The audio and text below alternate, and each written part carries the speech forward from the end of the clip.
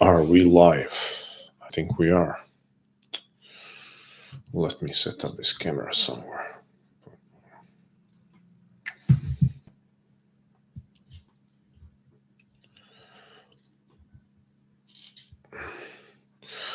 Okay. Test.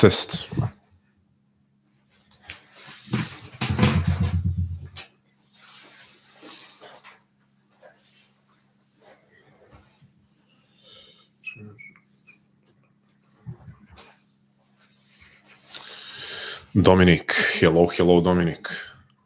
Hello, brother. Alcantar. Hello. Can you hear me well? Just confirm, please.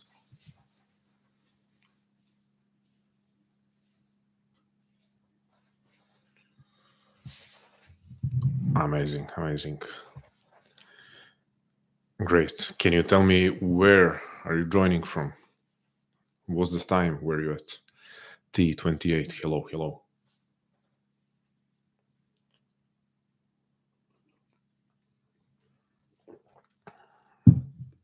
Texas. Sweden. Ooh.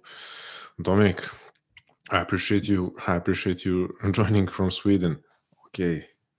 We have Italy, Sweden. Thank you for spending late evening hours with me. Italy. I'm okay. I'm seriously impressed and humbled by how many people from Italy are joining me, because there is Ricardo now during the week when I was doing these accountability streams. Ricardo from Italy was joining every night. So I'm from Montenegro. We are not that far away, especially south of Montenegro is very, very much influenced by Italy. So we do have a lot in common. Happy to have you here. T28 from India, 5:30 a.m. Also, much appreciation for taking the time out of your early morning to join me. Thank you, friends. Thank you. Okay, real global community. I appreciate you. Thinking hours. Yeah. Canada, or Canada. RSRJ. Brazil. Hello to Brazil. Russia. Привет. Привет. Okay, Russia spans across many different time zones, so I'm not able to guess, but you are. Yeah, I would say it's early morning, right? Early morning has to be, or really late at night. I mean, not that USA and Brazil and Canada do not span across time zones, but it's so far off, at least far away from me, that I know it has to be evening or afternoon. Okay. Friends, this is Existential chat stream. So this is stream for you. This is, during the week I had these accountability streams. During the week I had these accountability streams where I was just, documenting what I would usually do in my morning writing, just setting up the camera and doing the work. But this time I want to engage with you. I want to talk about anything that you would like to talk with me about. So this is the stream for you, especially if you want me to dive deeper into some of the things that I have been writing about. If you have specific questions related to your situation where you think I can be helpful, but I'm just a human like you. I think you've noticed that I'm not trying to present myself as someone who has all the answers to your life, but definitely someone who would like to help to the extent that he can. So yeah, this is the stream for you. So let's see. Do you have a topic that you would like to discuss where we can all engage, or you have specific question? Feel free to shoot.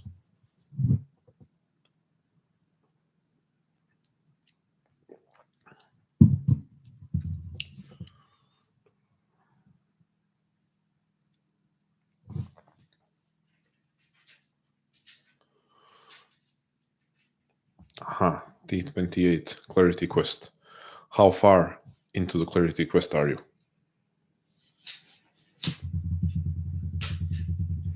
And of course, any type of feedback. 2 chapters. I know it can be long. I know the lessons aren't necessarily short, so I know it takes time.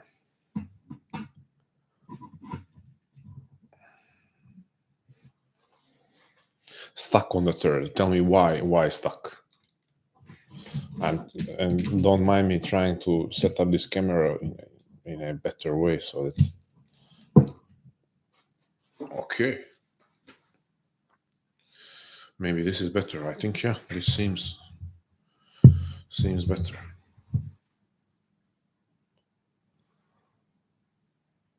Yeah, I think this is better. Okay, stuck on the third.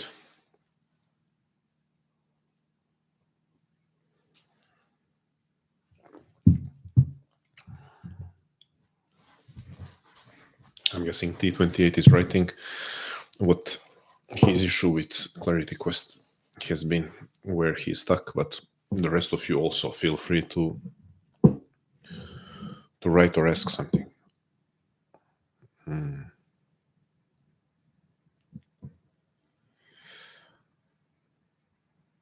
Oh, okay, Dominic. Dominic, going in heavy. Reading about Plato's allegory, cave allegory a few minutes ago, and reflecting on if I will ever be okay with not knowing, or if I will be okay with never knowing the truth of life, or whatever you want to call it. This proves one thing about you. You have philosophical sensibility. Not everyone has that. So you have to acknowledge that there are people out there who it's not a matter of them not knowing about it's not a matter of them not knowing about Plato, or it's not a matter of them not reading the allegory of the cave. It's a matter of never questioning anything, so never coming to the point of wanting to read something like Plato's allegory of the cave and raising those questions. So you should recognize that you are the type of person. It's not as if this happens to everyone. It's not as if everyone has a moment. Unfortunately, that's true. I would say unfortunately, because as much of a burden it is to be questioning, as much of a burden it is to realize that you will never know the truth. I would say it's also one of the fullest forms of existence, because it's only that uncertainty that you're able to, not that you're able, it's only that uncertainty that you're then asked to fully engage in life.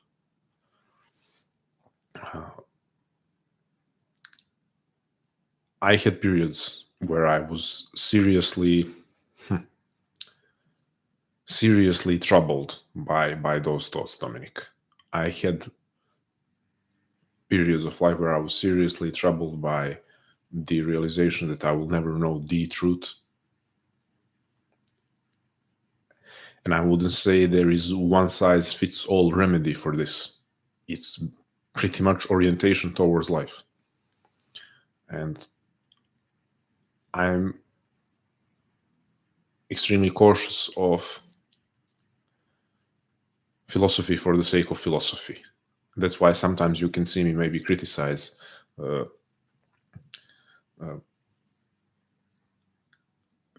philosophy as an intellectual exercise, although I appreciate how much intellect it is necessary to engage in philosophy as an intellectual exercise, to practice that, not really practice, just to engage in that kind of philosophy. Although I appreciate the intellect, it leads to a life of hiding behind books from life itself. So kind of to go back, now this is going to be a bit controversial. Is Plato's allegory of the cave one of the foundational ideas of one of the most important ideas in history of philosophy? Yes, but at what point do you reach, where is the point of diminishing returns? Where is the point where you are not actually investigating that idea in order to change the way that you are living, but rather you are investigating that idea and thinking about it for the sake of for the sake of uh,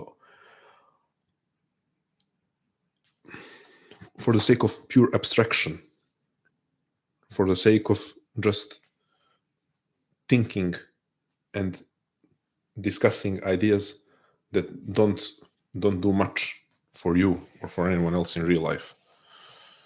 Just a second. Okay.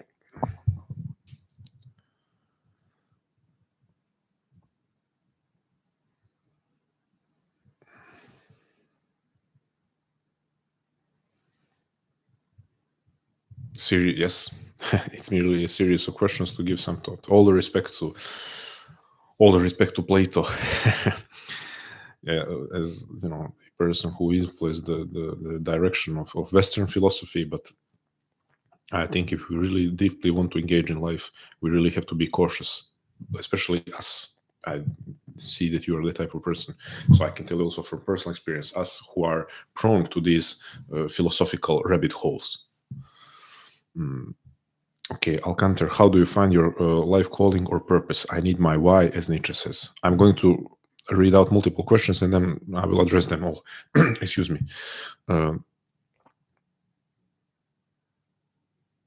T28 is talking about clarity quest. Sorry, friends, I have to, like, my hair is actually bothering me, so I have to fix it. Okay, RSRJ, how can one pursue a path, example, a degree or career, if one has no other purpose? And while on this path, not to be dissuaded by others that have failed on this set path.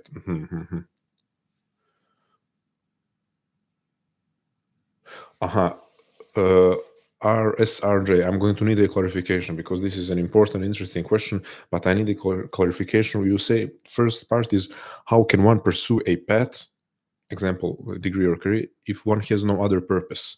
I mean, here I'm not really getting what the essence of the question, because if one has no other purpose, then it would make sense that if he or she has chosen this path, so there is a path that we have chosen and we have no other purpose, then it makes sense that we would they would be able to follow it, and we would have a reason to follow it. So I need a clarification on that.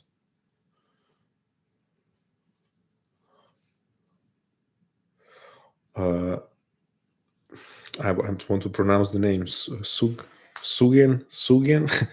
Excuse me for butchering your name. Finding it hard to continuously maintain the awareness of the here and now. Finding it hard to continuously maintain awareness of the here and now, and remember that this life is not just some passive action. Well, I'm not trying to sound cheeky or to disregard your inner conflict, but man, welcome to being human, especially welcome to being modern human.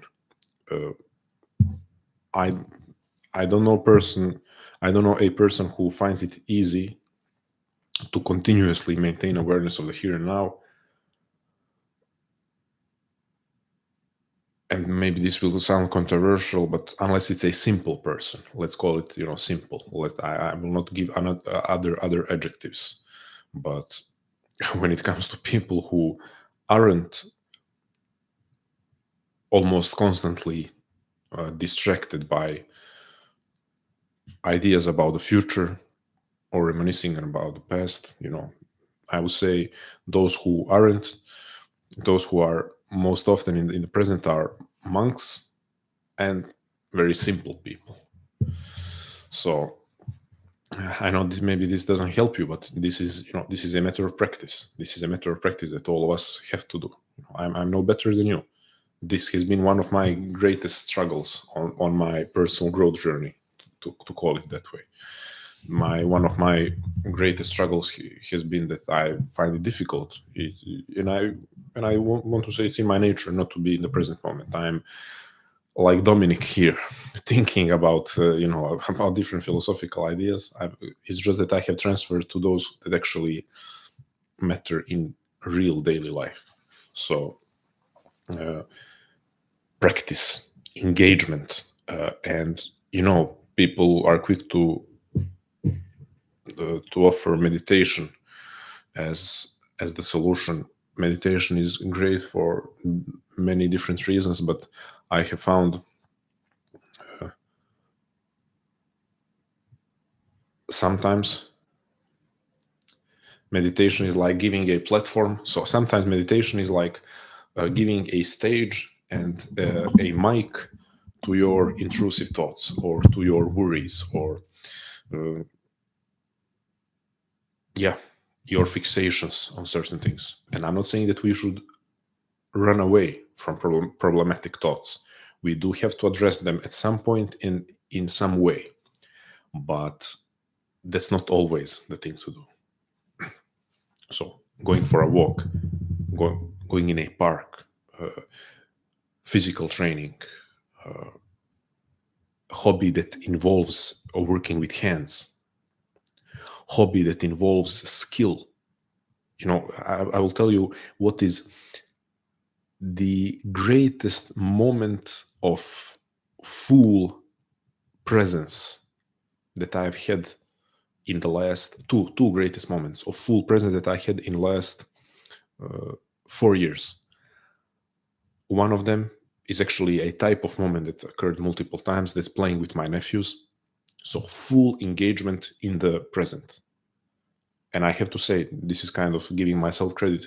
Not every adult is able to do this, because you actually have to remove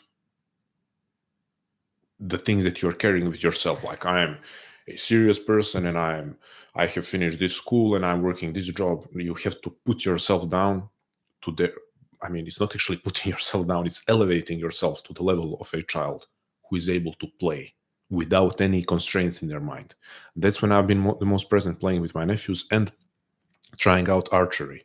I know what it was about archery, why it made me so present, because the skill demand doesn't allow you to think about anything else. So there are 20 steps to a good draw, and I don't even know how to say it, like drawing the bow and shooting the arrow. Like, there are maybe not 20, but let's say 10 steps, and for each one you have to really be careful, and how your elbow is positioned and your shoulder and your feet, so on and so forth. So something that demands skill, something that demands technique, not skill, sorry, skill is developed through time. No, something that demands technique. Any hobby that will impose on you to focus on the present. That's what I would recommend to everyone who wants to be more present. Find activities that will keep you more present. Yes, meditation is great, but if that's if that's the only thing that you are using to to try to be present, I'm not sure it's a good choice.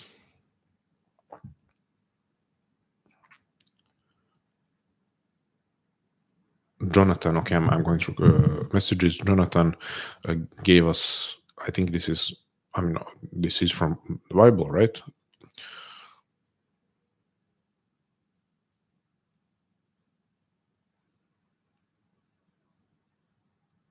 Thank you for this, Jonathan. Jonathan Huerta. Am I right? Am I pronouncing that correctly? Mm-hmm.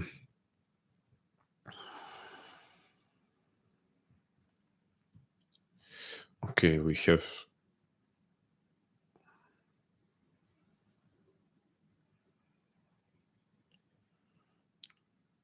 Ricardo, I was mentioning you, brother. I don't know if you're, I don't know if you already logged off, but thank you, Ricardo. Okay. Let's go back to the purpose. RSRJ. So now we have a more complete question. How can one pursue a path chosen based on financial or prestigious means if one has no other purpose? And while on this path, not be dissuaded by others that have failed on this path. Listen, these are two questions completely separate. We have to first address that. For me, completely separate. So let's address the first question or first part, because I think it's more important. So how can one pursue a path, degree, or a career that is chosen based on financial or prestigious means, potential of gaining financial wealth, or let's say social status, if one has no other purpose? Okay, let's unwrap this just a second.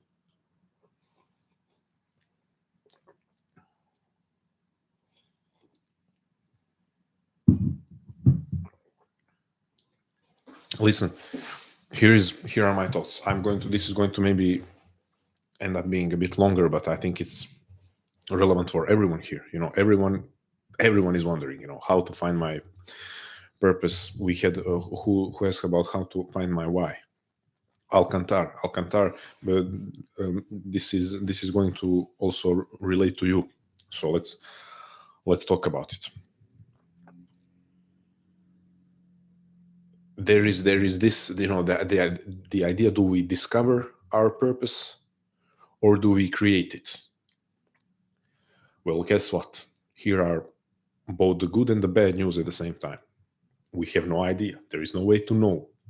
So there is no objective truth. There is no objective truth whether you discover your purpose that was somewhere there already or you create it. We have no way.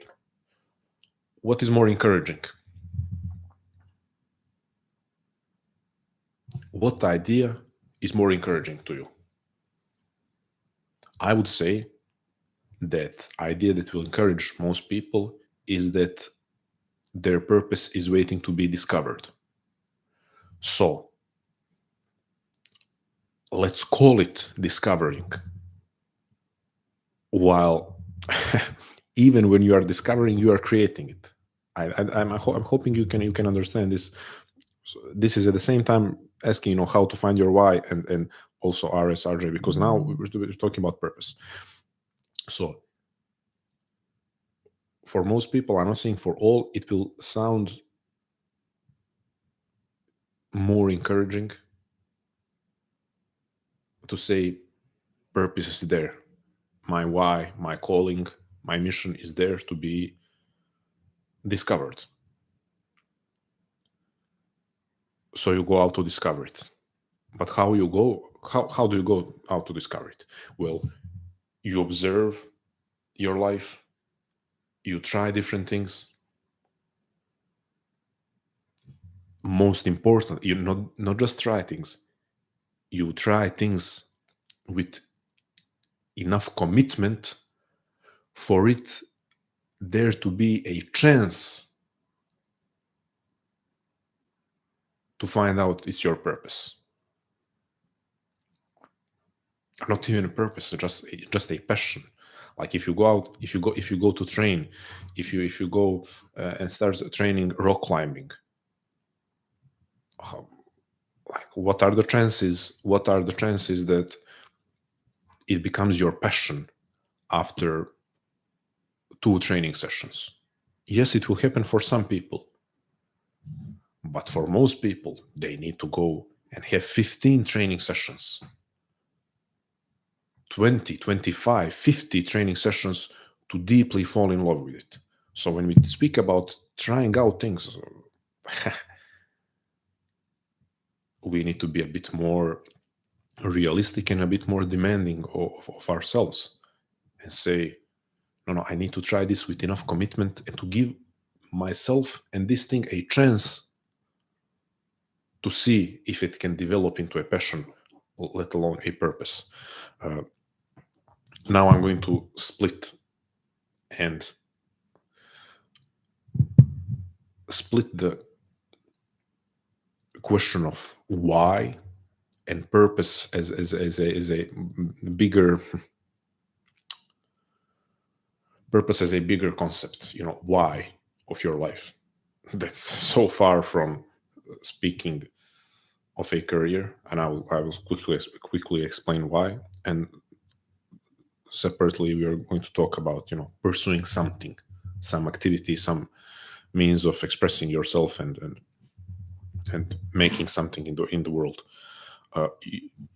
Alcantar said, "How do you find your why?" And I'm really, if you're still here, I want to hear if I'm right. Are you talking in broad sense, or are you talking like RSRJ about career path, purpose? Let's purpose in the sense of career, because when Nietzsche speaks about why, when Viktor Frankl speaks about why, is the why of your life as a whole, and it can be, what can be your why? Your why can be, I have to use a personal example. I have 2 nephews. That is my why. Understand? That is my why. Everything that I do, almost everything that I do, because it's not good to be completely in service of other people. You have to do things for yourself, but almost everything I do is motivated by them. So that is my why. So when we speak about why, that's kind of mistake of the modern age. Mistake of the modern age of the hyper materialistic age, that we think that why is something that will bring you money. Because what is that why that Nietzsche is talking about? Or the man who popularized it, Viktor Frankl. It's the focus of your life.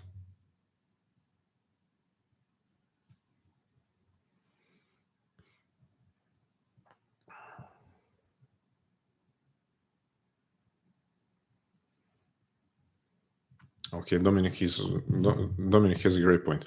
Do you think people struggle with finding why and purpose because they believe it has to be a grand feat, not merely in service of others, like your example of being there for your nephews? Yes, I think that's the thing. And first of all, let me say that's a great point, because everyone wants their why to be, my reason is I meant to be the founder of a billion-dollar startup. My why is what not everyone is meant to end up in history books. Like, I think we need to be okay with that. But we live in an age where when discussing these things, it's the why is expected to be grandiose. So you have a great point, Dominic. And another thing where I really love how Viktor Frankl poses it, and that's how I have oriented myself.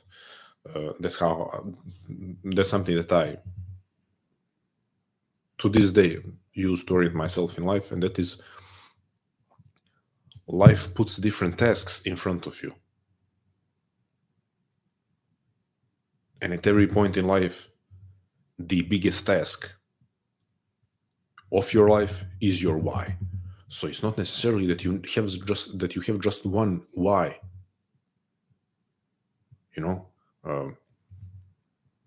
Let me try to make an example. Okay, we have Mozart. He started playing music when he was 2 or 3 years old, and music was his why until the day he died.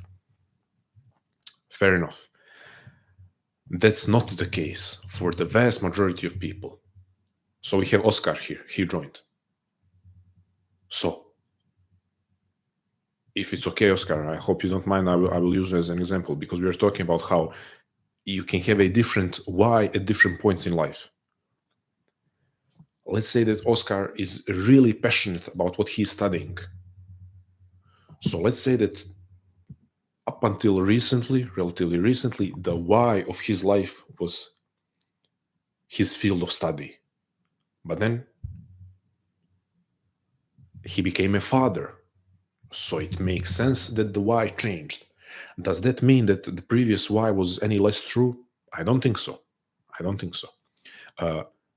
When Oscar's child grows up and becomes his own man, I'm not saying that that his child will stop being uh, start being any less important, but maybe he will develop a new why in life. Maybe there is a mission, a cause, political cause, let's say. I'm just throwing it out there. Maybe that there is a political cause that Oscar truly believes in, and maybe that will take the position of the why, of the focus. This is me again sharing an example of your why changing as the biggest tasks of your life are changing, the tasks that are put in front of you. You know, if I get sick tomorrow, if I go to the hospital and find out that I'm terminally ill, well, then the purpose, the why, the mission, the calling of my life is to try to survive it and to carry it out with the greatest dignity. Try to carry it out without traumatizing my loved ones. Try to carry it out with the most enthusiasm possible, so that they know that enthusiasm is always possible, so that they know that love for life is possible in the face of tragedy. So then that becomes the why of my life, the purpose, the mission. And I believe that's how I view. That's how I view why, purpose, calling, however you want to put it. I view it as the biggest task of your life right now. And it changes, and it has to change. And for most people who are engaged in life, who are not living one-dimensional lives, it has to change. Not even evolve, because evolve, that would maybe mean like same thing changing. But no, it can become completely another thing. That's how I view it. Although there is I see. I see more questions. I will address them. We have problem with language, because we are using these words. When I'm reading Maslow, and then he says every self-actualizing person is devoted to something outside of themselves, and then he says mission, purpose, calling, etc. We are using so many of these words, and I think we get kind of caught up in them. So I would actually like to separate it a bit. For me, the question of why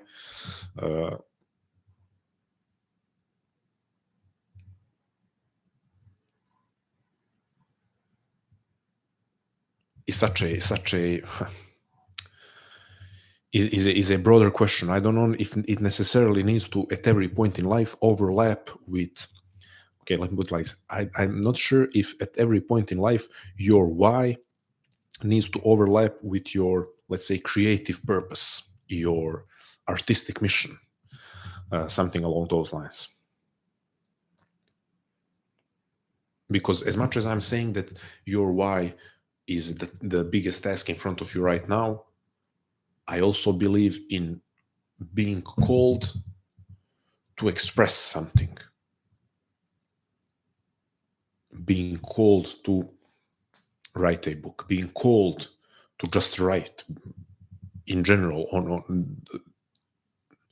I do feel, I'm going to say it, there is no reason for false humility. I do feel called to talk about a more nuanced and expanded view of mental and psychological health. I do feel called to do it. Trust me. I don't know what people think about my success. I have the audience and so on and so forth. But trust me, when it comes to material success / stability. I had other avenues in life to, to to live way more comfortably. Um, so the audience, all of that is, the greatest thing about the audience and quote unquote success is this right now, having people from all over the world to talk to and to discuss these important ideas. So I really do feel called to talk about mental health, uh, and mental health. Like it's. I'm hoping we will at some point, move on from that term. But now it's something that we can all understand. So I'm using it.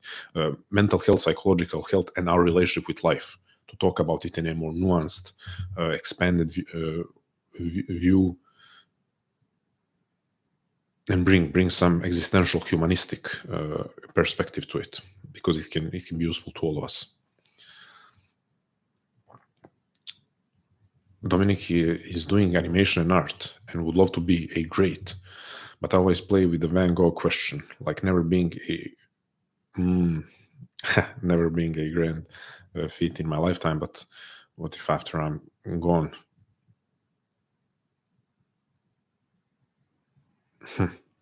Dominic, that is a valid concern. I think for every creative person, for every artist, for anyone creating something, it's a valid concern. Am I going to witness being appreciated? Because there is the argument that here is a question: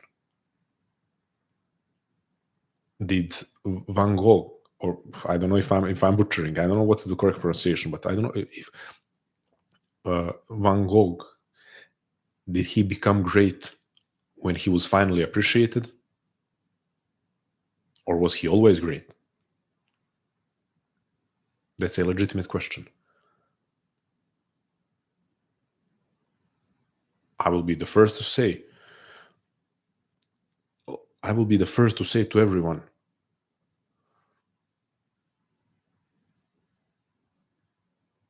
don't go too far with romanticized vision of the artistic life, to the point where you are making irresponsible decisions. Let me translate this. Don't end up starving. Don't end up struggling to pay the bills. So I'm all for pursuing passion. I'm all for pursuing passion. But it can be pursued responsibly. It can be pursued responsibly. Like, if something is truly one's passion, man, do what you need to do to pay the bills, and then pursue your passion with all of your free time. And that will be a, boring life looking from outside.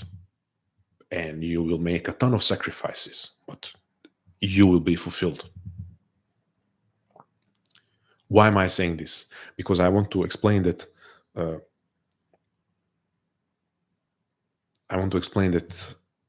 I'm not so naive to say it's all about the art, and appreciation and success don't matter. I don't want to say that. So that's why I'm giving context around advising everyone to pursue their passion responsibly.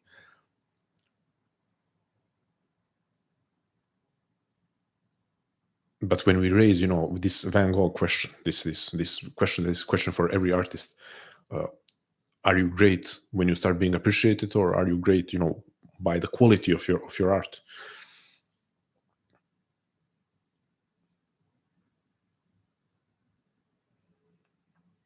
I think there is a point where we need to make some kind of contract and agreement with ourselves, and either pursue that appreciation in a very intense way. Not appreciation, some kind of recognition, because today a lot of the world revolves around it. Or make an agreement with ourselves. Okay, today and forever, until I'm alive, if this is my art, if this is my pursuit, I'm doing it for its own sake. I'm trying to set myself up financially so that I'm not struggling. I'm trying to do that. I'm not irresponsible, but I'm doing the art for the sake of art. And at least I'm not saying that everyone should make that agreement with themselves. I'm not saying that everyone should, but at least let's be clear with ourselves. Let's be clear. This was a big rant, so I don't know, Dominic, if it was any use to you or anyone else here. You say, personally, I think you're great if you try. So many people don't. There is a nobility in trying, pursuing daily, actively, wanting to improve for the sake of improving, to produce something great.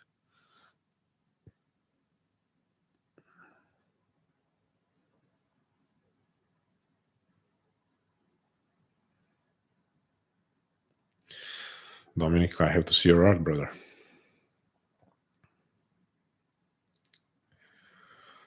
Okay.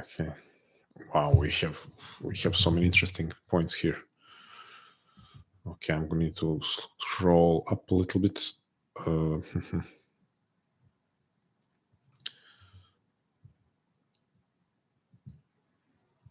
So McBen said, "Do you recommend reading the Bible for philosophical purposes?" I think everyone. I mean, everyone who has intellectual curiosity should give it a try. Excuse me, just one. Everyone who has intellectual curiosity should give it a try. It and every other, and not every. I mean, there are so many religious books out there, but great main religious texts. I think every one of main religious texts should be given a try. Again, to the extent that one has the time and mostly time to invest in doing so. So maybe something that resonates with the person, why not pursue it further? But yeah, I think there is a lot of interesting and useful things to read in the Bible. That's certain.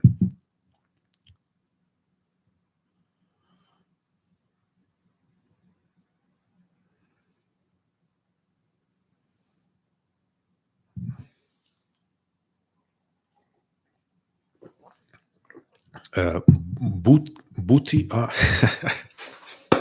Booty archive. Okay. I got caught. Booty Booty archive. Okay. The Booty archive. Very unserious username asking a very serious question. What if the personal why gets overpowered by this notion that the wonder, wow, like the paradox between your username and your question, like it's quite something. Please, like, this is, clip this. Booty archive is asking, what if the personal why gets overpowered by this notion that the wonder of life has been distorted, that everything is fake, that this deep, powerful purpose feels purposeless or self-masturbatory? Like, well-constructed question, hard-hitting question, deep question, profound, coming from Booty archive. This is, I'm beyond blessed to have this kind of community. This is wonderful. Oh, okay. Probably the only one here too. I have a lot of women in my audience, actually, and or at least a lot of, when it comes to my engaged and active members, I would say a lot of women. You would be surprised. Because by percentages, by percentages, of course, it's mostly men, because I think that's just how it goes. But I think that's the law of the internet, and also law of nature, that mostly men will follow a man. Follow, I mean, want to read his stuff, whatever. But back to your question. This just the username is, it distracted me. I would have to challenge you in some way. I would have to challenge you. I will have to challenge you from personal experience and from speaking also with people. I believe, and I strongly believe this, when you take your personal why seriously, when you truly connect with it, when you say, this is the task of my life right now, then the opposite happens. Then the abstract questions go away.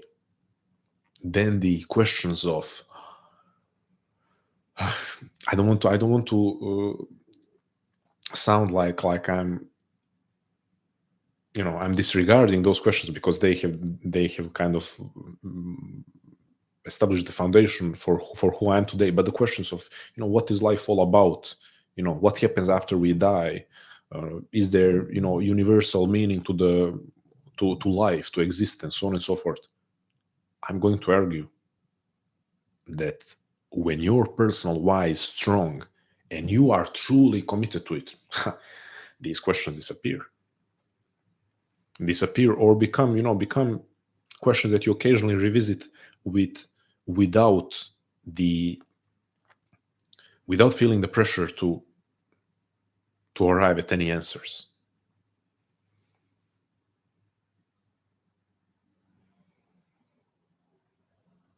So that's my challenge to you. I don't know what you think about this, and everyone here, I'm curious, what you think about this. Again, from my personal experience and from talking to a lot of people who have, like all of us here, this philosophical existential sensibility towards big questions and towards asking why. What is all of this about?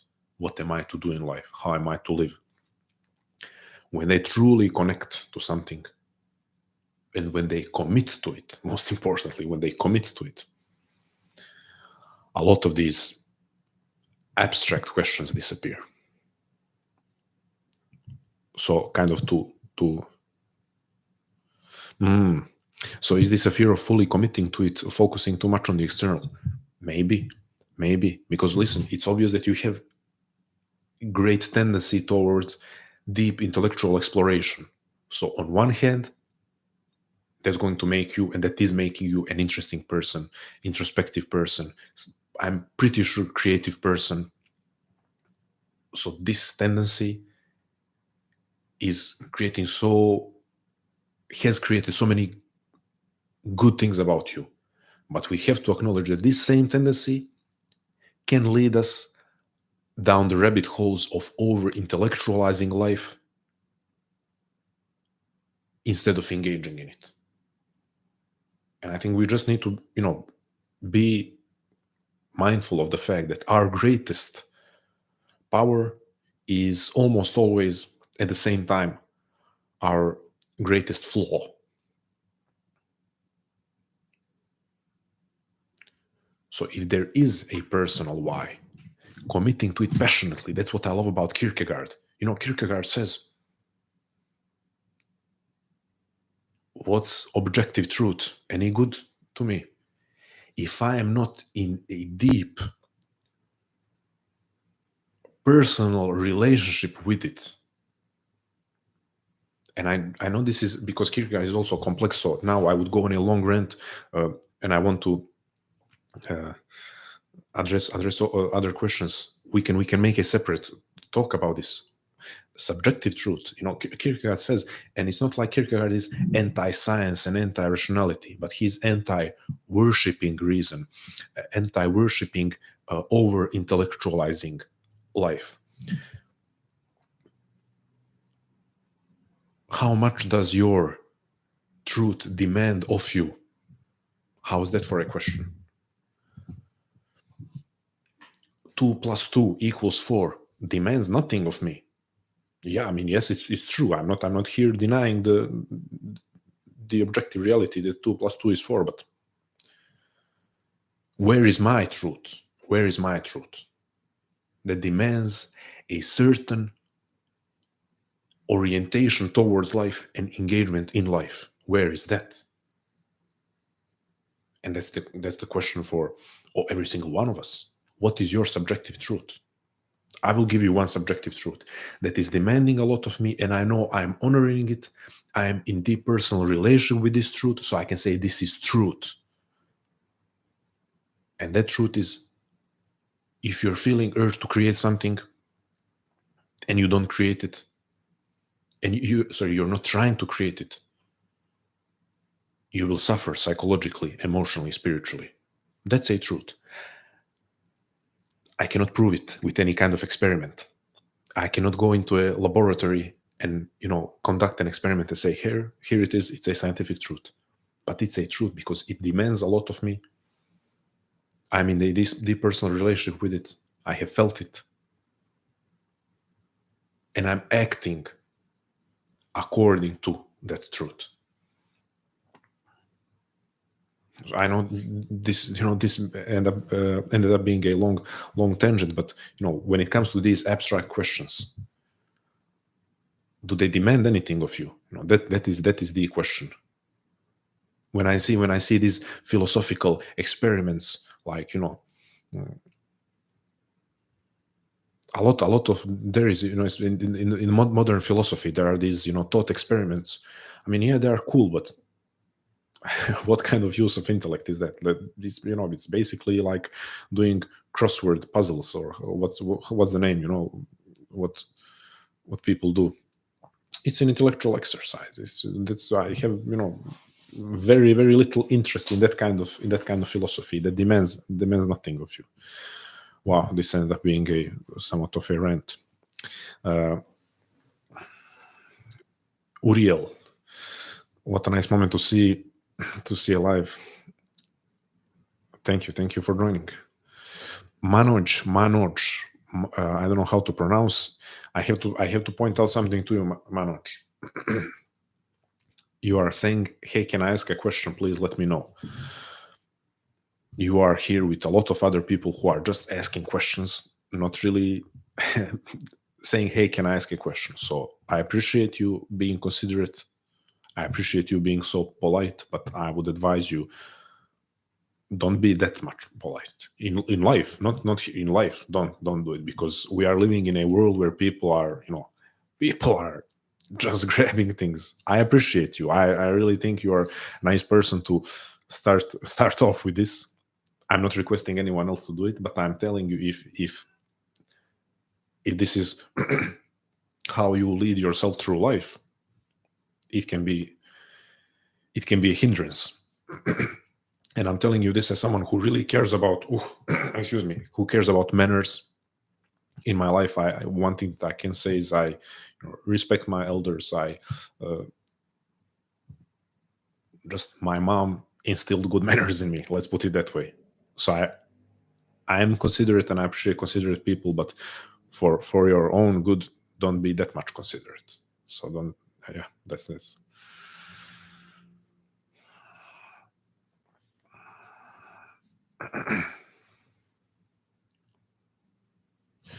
Nitesh, I'm hoping Nitesh is asking, long time admirer here. Thank you. Not much to admire, but supporter. And if you respect my work, I really appreciate it. What I think of the Jungian male archetypes? How do you think one becomes a more masculine man? Well, there is no masculine without the feminine, and no feminine without the masculine. One extreme would always leads to something negative. So how does are we listen, there is a valid question: how does one become a more masculine man? That is a valid question, because certain people, certain men grew up in a way where they didn't get enough support to become, let's say, what we consider as masculine. But there is also a valid question: how does one become a more integrated man? How does one become a more whole, complete man? So it's valuable to think, is the real question becoming more masculine? And I'm not saying that every single person should think of the same question, but I'm putting it out there, because we are seeing a lot of masculinity movements, whatever, online, and then we end up with this distorted idea of what a man is. Like I had before these beefs online with the, I don't know, masculinity community. I wasn't able to distinguish what is red pill, what is sigma masculinity, what is black pill. So I noticed a pattern. There is being like you're made out of stone, not showing any emotions, being a like caricature of a stoic, or there is being overly emotional. Like that's the argument that they presented. When you criticize the rigid idea of masculinity, they say, "Oh, so you think you should cry all the time?" Like, no, man. Like, where is the middle? Like, there is such a broad spectrum of expressing your thoughts and emotions. If we think that if anyone thinks that there is only a choice between being overly emotional, crying every single day for every single thing, and then being like overly rigid, that's such a narrow view of life, of humanity. So I know I'm not answering your question directly. For me, now not being more integrated, more whole, which I think is the goal. But now let's leave it aside and answer just masculinity. For me, being more masculine involves a lot of things. Let's everyone write it down. Write some traits. For me, one trait that I see, I appreciate from my culture, from Montenegro, that I picked up is just don't be so easily impressed with other people, and or don't express your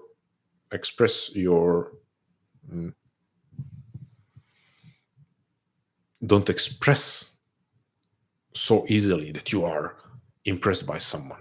That's that. Let's start with that. I think don't put anyone on a pedestal.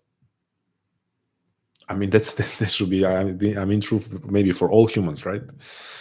Maybe for all humans, but I guess that when a woman is crazy about Beyonce and is screaming like Beyonce, I'm not sure that takes away too much or anything from her femininity. Yeah. But when a man is like, oh, this is my idol, and I'm listening everything he says, and don't criticize, don't criticize Elon Musk, don't criticize Andrew Tate, don't criticize Donald Trump, or I don't know, let's other side, give me someone, so that I'm kind of attacking both sides. Anyone, don't criticize the Ukrainian president Zelensky. Like, what are you? Are you your own man? Like, let others criticize someone. Provide a rational argument. Why are you emotionally attached to someone who doesn't know anything about you? Like, what's the point of, you know? That's for me, for example, like as far away from masculinity as one can be. And then what you notice in online masculinity communities, they're all worshiping their guru.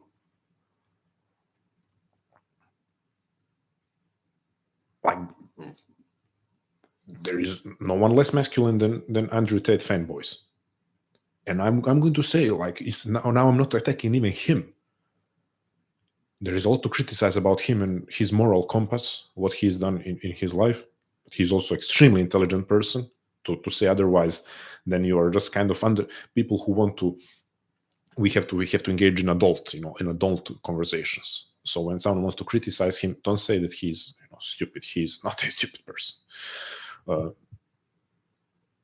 But it can hardly get less masculine than people who defend him in the comments and but defend him in such an emotional way, like, oh, how can you say this, and I'm going to find you. Don't when people make funny memes about him, and then you see a bunch of teenagers teenagers and men in their 20s and 30s, I better not find you.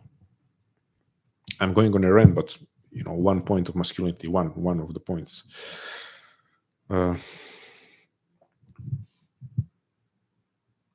everyone, let's say what makes someone more masculine.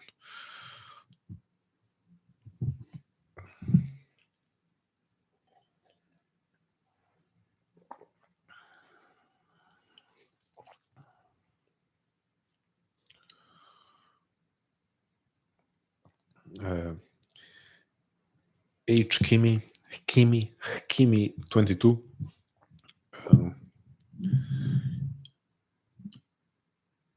You wrote, because I noticed it.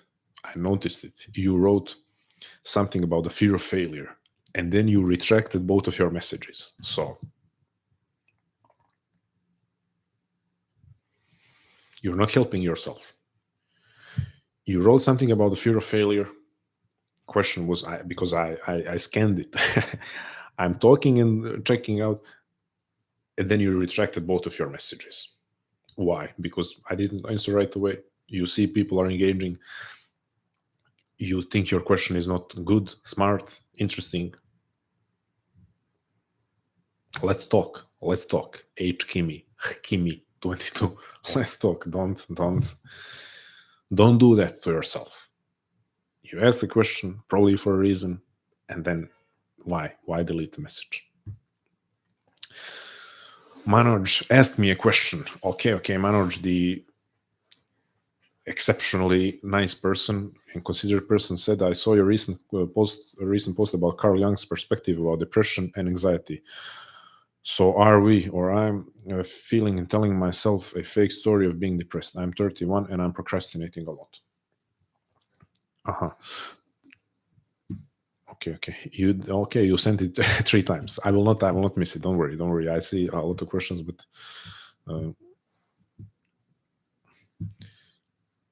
okay.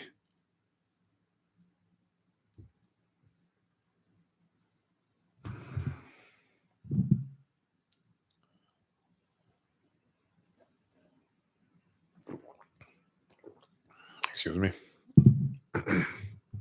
Oh, we have an exceptional individual who just joined the live. Wow. But I have to answer. Keep answering questions. But for the red dragon who joined, current topic is what makes a man more masculine. So, brother, brate moj, please, can you write something? And anything else, you can raise any topic, because I just have to say, for everyone here on this live call, the person who just joined under Red Dragon is to this day, and the last time we saw each other was maybe 6 years ago, 7 years ago. I believe 7 years ago, or maybe even longer. And I've been on the road, traveling the world for the last 3 years. To this day, one of the most intelligent individuals, one of the most interesting people, with such a wide knowledge on so many different topics, wide self-education, but also deep on certain topics. So, yeah, brate moj dobri, napiši nešto ovdje, da kažeš ljudima o čemu se radi.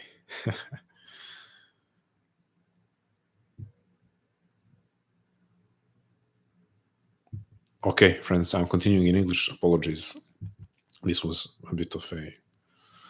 Manoj was asking about, okay, you saw the post about depression. Listen, Carl Jung's perspective is that for most people it's not, he phrases it in multiple different ways. He says suffering of the soul who didn't find its meaning. He says most of the people who come as his clients are not suffering from clinical depression and any type of medical neurosis. They're suffering from an empty life. Then in another instance, he's saying that how he puts it like this: Most people that came to him with neurosis or depression ended up, it ends up that they haven't found proper answers to their life. Meaning, and actually, this is not just my interpretation. He goes on to explain it. They have pursued wrong things in life, and he says this can be a successful businessman, this can be a family person, but people who have oriented themselves in life and towards life in a wrong way, and then they suffer. And he says all of these people, or almost all of these people, were quote unquote cured by reorienting themselves, by finding who are they, what they are supposed to do. And what someone is supposed to do doesn't always mean quit one's job and change one's life completely, but find something that is seeking expression through them. Maybe a person has been avoidant their whole life. So maybe it's not changing career path, maybe it's just becoming more assertive. Maybe for another person, they have been lying their whole life. They have been dishonest their whole life. So they start being honest. They start opening up to their loved ones. Maybe for another person, it is actually embarking on a creative pursuit. Maybe they wanted to write their whole life. So it's not necessarily that they need to quit their job and then start writing. They can, quote unquote, cure themselves just by starting to write in their free time. So this is, Jung's perspective on. I'm not now saying this is the explanation, the definition of the depression. This is Carl Jung's perspective on what was behind depression in most of his clients. And I think he's a valuable person to listen to.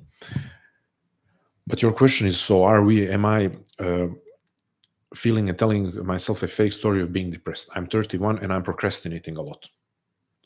Because I want to make sure if I'm understanding correctly, you are explaining your procrastination to yourself by saying I'm depressed, so that's why I'm procrastinating. Is that the case?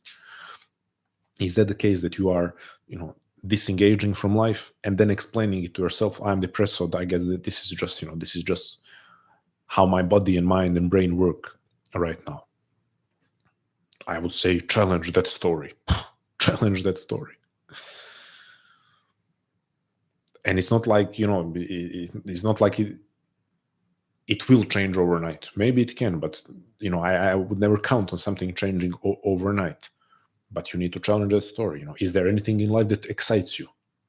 Is there anything in life that you can reintegrate into your day, into your week, that can excite you, that can make you go like, okay, tomorrow I get to wake up and insert what?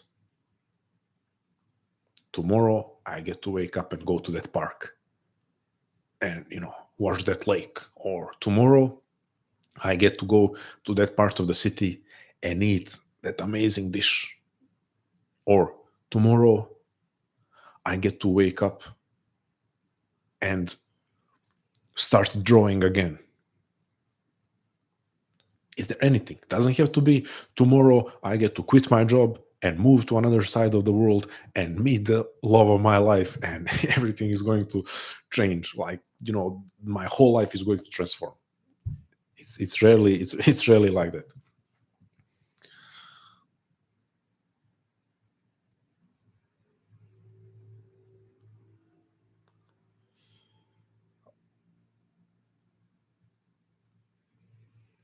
The masculine man, oof. The masculine man, here, friends, here it is. I have to say, I'm kind of giving it away, but I have to say this is uh, this is true Montenegrin view of masculinity, for better or for worse. But in this case, for better. The masculine man is the soldier at Pompeii watching Vesuvius, the one who died at his post because they forgot to relieve him. That is that is masculinity for you. Thank you, brother.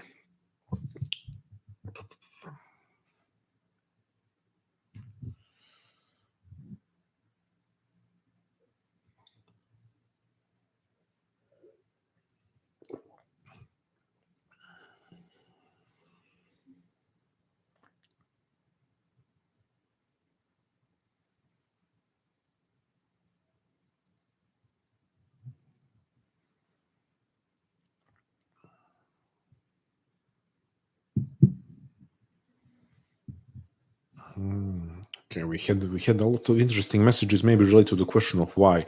Ghosts and coffee. Ghosts and coffee. If you're here, I have a question. Because ghosts and coffee is just bam, bam, bam, throwing bangers. And I want to ask ghosts and coffee, some points I agree, some points maybe I don't disagree that much, but ghosts and coffee, it's clear that you have a defined philosophical view on life. So my question for you is, can you summarize that view? Is there a particular school of thought that you follow, or a couple of them that inspire you the most? Because you here, out of all people, are kind of separating yourself. I don't want to single you out as like you are the best.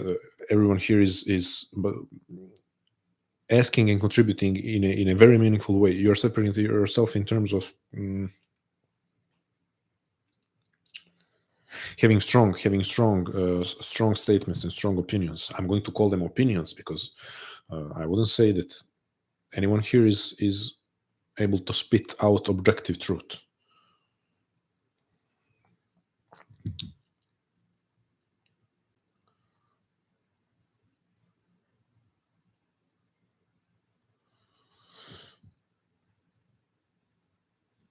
T28, what is really going on with a person who isolates oneself hard when situations get tough, but it's more logical to be social, collaborate with people to make the situation better. You know why this question is great? Because you set it up for a very easy answer. It's more logical to be social, to collaborate with people to make the situation better. Are humans social beings? Sorry. Are humans logical beings? Are humans primarily logical creatures? I before said on mistake social. We definitely are social, but are we mostly logical? Are we primarily logical and rational? Not. It's a mistake of the Enlightenment and Enlightenment period and Enlightenment philosophy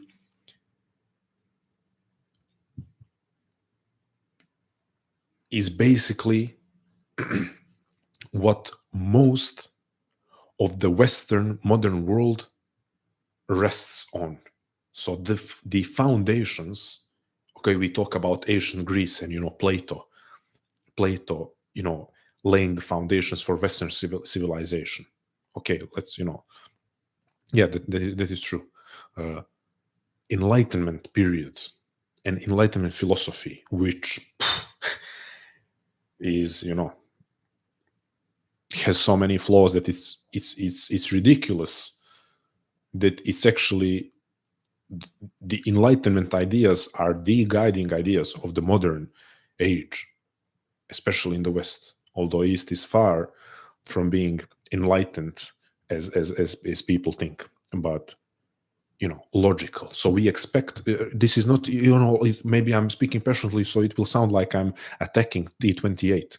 No, you're asking a great question, because this is our mistake. We think we are logical creatures. Not. That's why Jung is important. Not just Jung, so many other thinkers. I mean, Nietzsche and Schopenhauer laid the foundations for Freud, and then Jung and everyone else. We are far from being primarily logical and rational. So before we even answer your question, we need to realize that there is nothing strange or nothing weird about that particular person doing something that doesn't seem logical. In this case, isolating oneself.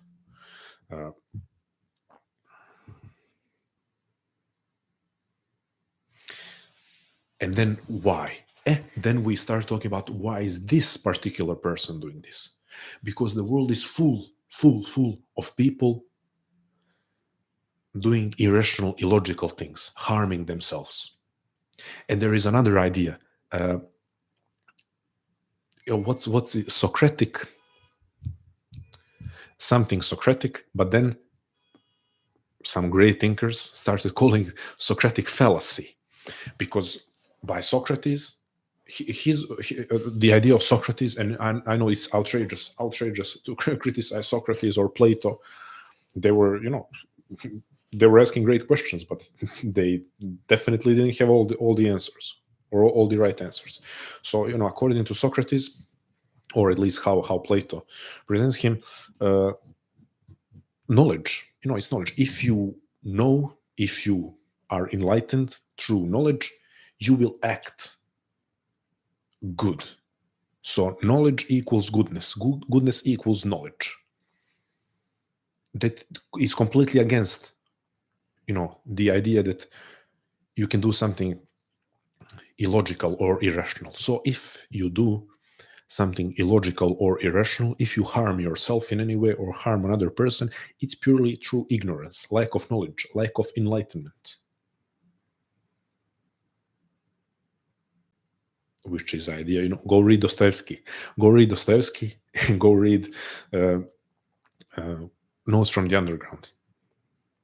And the first part, where the underground man goes on a rant against enlightenment, against the Socratic fallacy that knowledge equals goodness.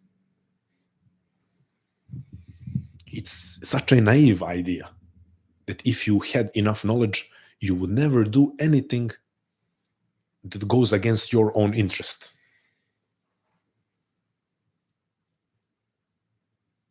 Like, you have all the information. Almost all people have all the information nowadays on what definitely isn't healthy for them. So on a rational level, they know that taking a certain drug, or eating a certain food, or engaging in a certain activity is bad for them. They possess all the rational knowledge.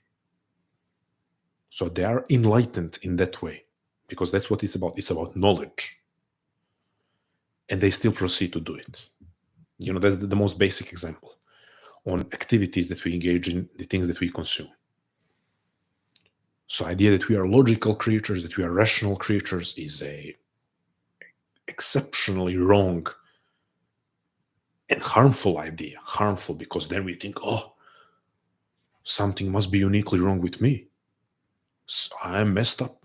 I'm messed up in a big way if I'm acting irrationally, illogically. No, I know this doesn't answer the question: what is really going on with a person who isolates oneself hard when situations get tough? What is happening with that particular person? How can we say? I certainly cannot say without more context. And then even with more context, it's about that person. It's about a conversation with someone. So, yeah, now, of course, now we can list so many possibilities. Okay, if someone is isolating himself or herself when situations get hard in life. Okay, maybe they've been neglected. So now they're protecting themselves from being neglected or abandoned again. That's one possibility. Maybe they have been betrayed. Okay. So again, protecting, fear of something, fear of being neglected, abandoned, betrayed. Those are definitely possibilities, but there is no way to say without actually having a deeper conversation.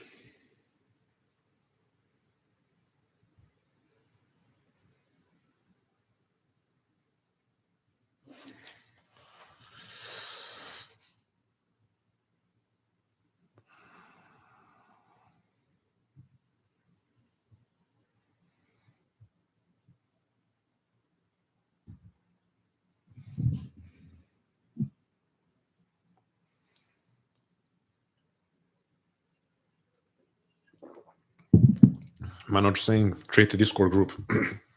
I'm not sure about Discord. I have community on school. Here is today's stream is brought to you by Sisyphus Society.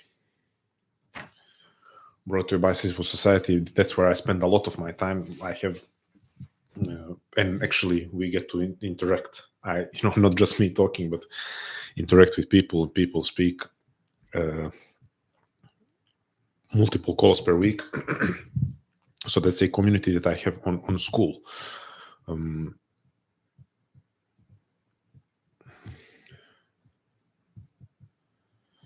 Because I'm going to be honest, if I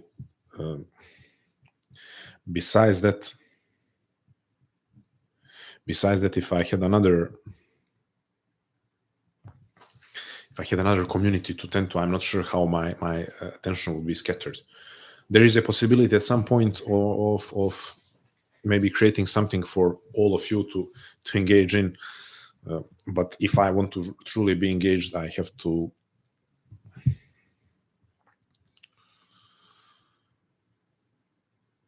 invest my attention and energy honestly, in an honest way.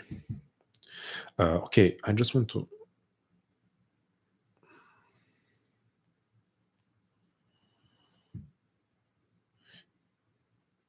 E.A. Mattel asking if I think he. Okay. Yes, question that I skipped previously. What is your approach to occult philosophy? Is there something there? Quite honestly, never truly read, never devoted proper time and attention to it. So I couldn't say. I do believe there is something there to be found that is valuable. I do believe that, but I would be lying to you if I said that I have a strongly formed opinion on certain thinkers, books. I know the names of certain thinkers that belong in the camp or in the broader camp of occult philosophy, but I haven't read anything. Yeah, have read passages here and there that were sent to me or that I came across, but never read, never studied. So that's pretty much it. I'm curious, anyone here, if anyone is anyone has read any occult philosophy.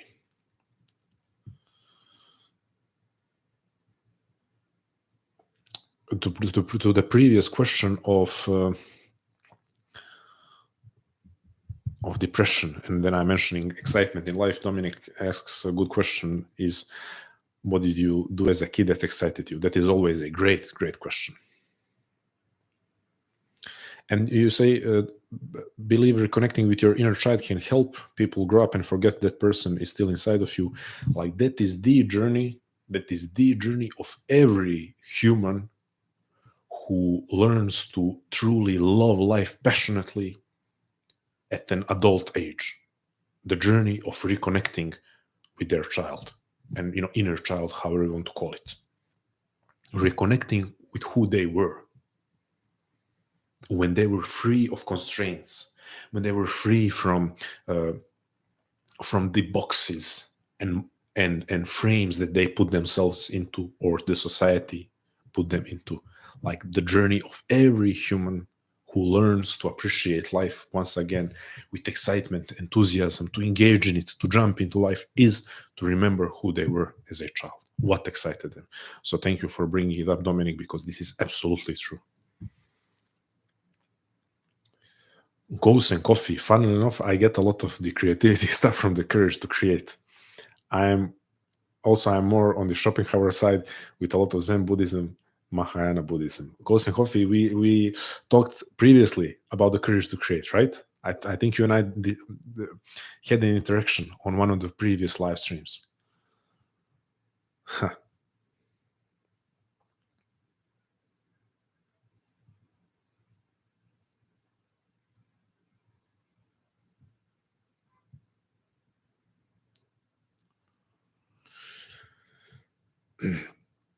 Red Dragon saying Plato, etc. They were the enlightenment of the ancient Mediterranean. Homer is the way. Life is not a problem to be solved, but a process of becoming to be experienced.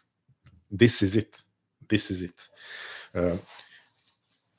Heraclitean philosophy, right? We can call it Heraclitean philosophy. That is Homer. That is later on Nietzsche, Heraclitean philosopher. You know who is also Heraclitean thinker? Montaigne, Michel de Montaigne. I don't know, I don't know if I'm pronouncing the name correctly, but what a thinker who raises you to love life, to engage in life, to accept your human stupidity, to regardless of the human stupidity, believe in your capacity to experience life fully. Those are the thinkers, not these undoubtedly great ones, but who did what? Short rant about Plato. I mean, I respect Plato as one of the most important figures in the history of Western philosophy. But when people say Plato, his name is broad shoulders. Plato was physically active. Plato's philosophy is philosophy of denying the physical world. So it doesn't matter too much that he had broad shoulders and he was a wrestler. Then why didn't he center his philosophy around appreciation of the physical world? Plato's philosophy is the philosophy that the realm of ideas is the true world. How did Nietzsche say? Nietzsche said, Christianity, and this is not me now criticizing Christianity. This is Nietzsche for you to explain. For you to understand a bit about Plato. Nietzsche said Christianity is Platonism for the masses, and Platonism is Platonism for the aristocracy. What does he mean by that? Well, Christianity is offering the eternal kingdom as the true world.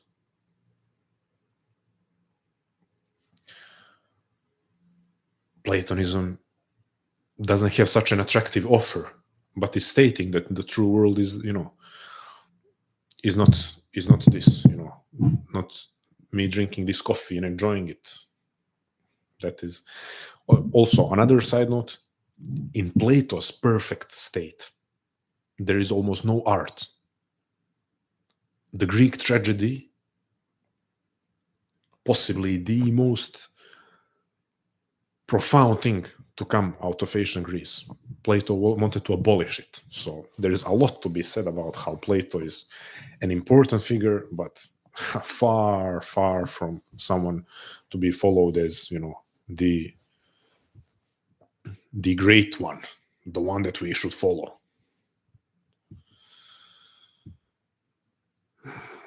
This was, I went on a rant against Plato. I think it's good that we don't have hopefully no academics here, no academic philosophers. But of course, there are academics that know this and hold the same opinion.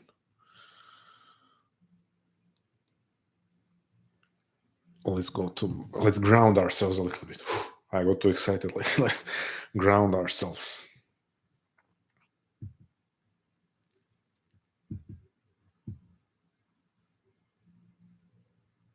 Marco is saying, I can speak for everyone, but for me, the reason I isolate myself is lack of confidence, fear of failing, and making mistakes. That's a valid reason. That's a valid reason.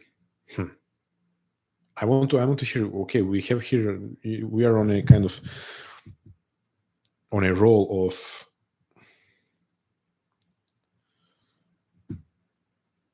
talking about isolation, or at least you are in the chat. I don't want there to be great divergence between you and me.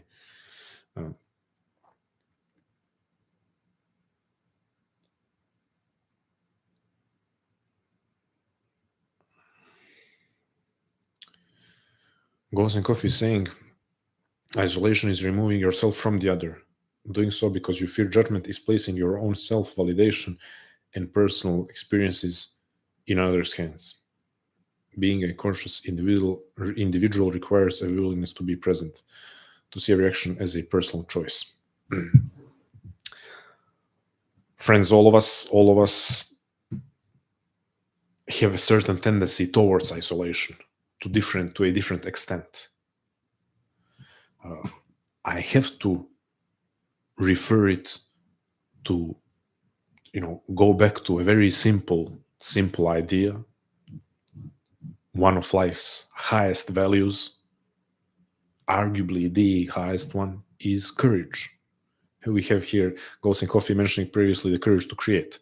Courage, courage, courage. Isolation. There are so many valid reasons to isolate yourself. And all of those reasons come down to fear.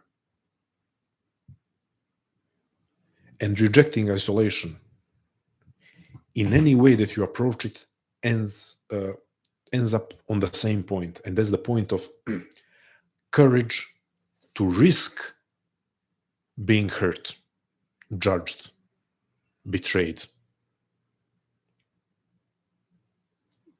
List so many other things that are at the end similar. So there is no approach to dealing with tendency to isolate. There is no approach of not isolating yourself anymore that doesn't involve courage. The only way to stop isolating yourself is to choose courage. Courage for what? Courage to risk being hurt, to risk being judged, to risk being abandoned, to risk being betrayed. Is the risk worth it? Absolutely yes. Every single time. Compared to isolating yourself, the risk is always worth it. Because what are we essentially talking about? We are talking about the risk to engage in life. Because one of the greatest ways to engage in life is to communicate and connect with other humans. So the risk is worth it. I'm not saying trust everyone blindly. That's a whole another story. But the risk is always worth it. So yes, I understand the tendency to isolate yourself, and this is coming from someone who is who was always a massive introvert, and who, I will tell you, for the last 3 years,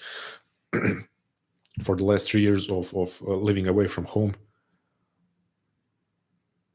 I spent the first year. I will tell you like this. I spent the first 9 months not having a conversation with anyone besides, buying food and saying thank you. Couple of conversations. I went out and went out alone, out to a bar, in the hopes of meeting someone, but at the same time holding a shield in front of myself. I don't want to I don't want to let people get close to me. So I had a couple of conversations, but yeah, for the first 8-9 months I haven't had a real conversation with a human, because of my tendency to isolate myself. Then after that, for another year, I developed one meaningful connection, but still, okay, this is one meaningful connection that I have. Let me put a wall again. I don't want to meet anyone else. So I understand the tendency to isolate oneself, but that is one of the if you don't challenge it, it's one of the surest ways to deteriorate your life, the experience of life, of human life, without connection with other humans. That's not life. I have to tell you, friends, that is not life. And again, it's coming from someone who has spent thousands of hours by himself thinking, yeah, I can just, and to this day, I love to be alone. I love to be alone, to read and walk alone. But you cannot avoid connection.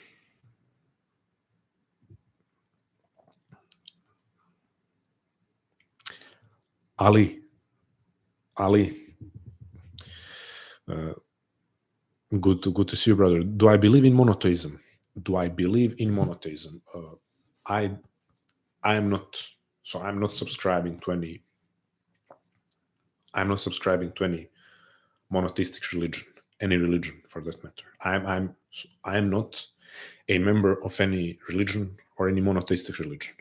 Do I believe in monotheism? So that's why I don't know how to answer. I can tell you this. I can tell you this, that not some of the, couple of people who have helped me the most in my life, and one person who has quite literally saved my life, were deeply religious, monotheistic people. That's all I need to know. And so deeply religious, I'm not talking about waving a flag of their religion. I'm not talking about performative. I'm talking about faith, true deep faith. Those people who have helped me, who are exceptional humans, because I know them deeply, I know that their faith has had a massive influence on them becoming such generous, loving human beings. And that's why we can engage in philosophical arguments for and against religion. And I'm to this day wrestling with a lot of religious questions, and still to this day do have issues with certain aspects of every religion. But I will never deny that religion, that faith, true faith, can make beautiful people, beautiful, amazing people. On the other hand, in my country, the biggest hypocrites I've met were religious people. I think they don't know what true faith is, but they're very, very loud in their religion. Very loud, very proud. The biggest hypocrites I've met. So that's my relationship with religion. The best people I've met in life, some of the best people I've met in my life, were religious people with deep, true faith. And the biggest hypocrites by far, the biggest hypocrites I've met in life were religious people. That's my rant on religion.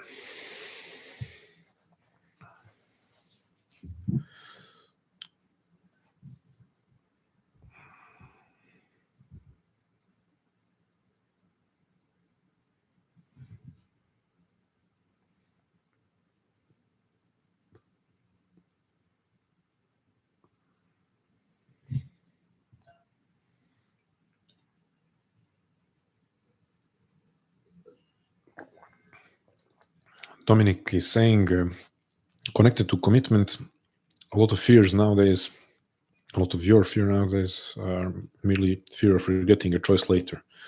Personal achievement and fulfillment versus a norm of what to pursue. Well, it is related to commitment, because you know what I think? I think it doesn't really matter what the norm is, because if a deep commitment, deep, passionate personal commitment has been made, then it ceases to matter if it's a norm or not. Because I know people who have made, quote unquote, the conventional choice, the boring choice, what someone would consider inauthentic choice, and that is to follow conventional path of steps in life. But they have done it with full awareness of what they're choosing and with full commitment. For those people, it cannot be the wrong choice. For those people, they cannot regret it as long as they honor that commitment and keep renewing the commitment. I don't think it's as simple as, okay, today I'm committing to something and I don't think about it ever again. No, I'm renewing that commitment every day. I need to show up with passion for it. But are we making, are most people following the norm in that way? Not, right? Most people are following the norm. Just, okay, let me choose the reasonable path.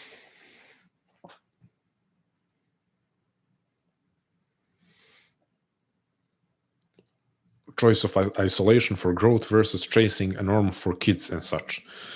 Man, that's a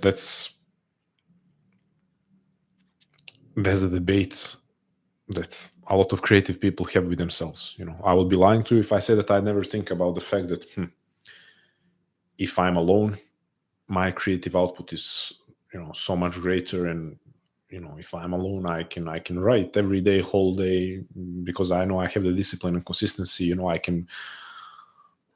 How many books could I write? And I do feel called to write. But do I think that means that I should isolate myself? Or should I sacrifice a decent chunk of my creative capacity for the sake of enriching my life with connection? And then that part of creative capacity that's left will maybe actually be more intense because I have connection and I have responsibility. And responsibility is beautiful. That is a debate that all of us need to have with ourselves. But to be honest, like, choice of complete isolation in pursuit of greatness, I know there are some people online who who glorify that, but I think way more often than not, it's a choice. It's a dangerous choice to make.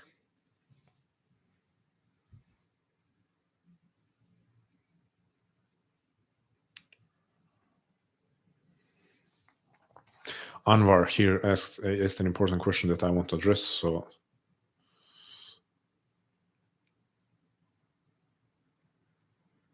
okay, I just see Red Dragon, brat moj, going, brate, ljubim te, čućemo se brzo. Thank you, brother. Okay, Anwar, let me address question by Anwar. Brother, I've been meditating a lot these days since I have had the massive life-changing experiences. I'm trying to live in the now, but I always have visions of who I can be in the future. How do you live day by day? Do you try to be in the being dimension or living by a plan on who you want to become?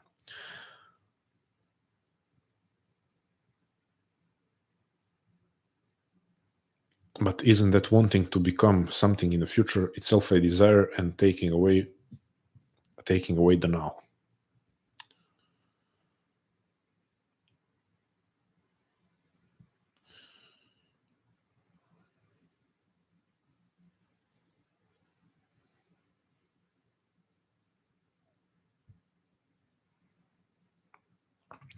What I realized is when I'm truly present, I can ignore my thoughts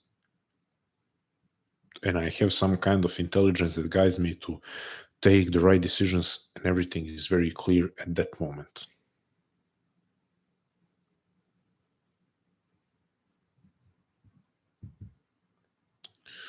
Okay, here is my take on this, Anwar.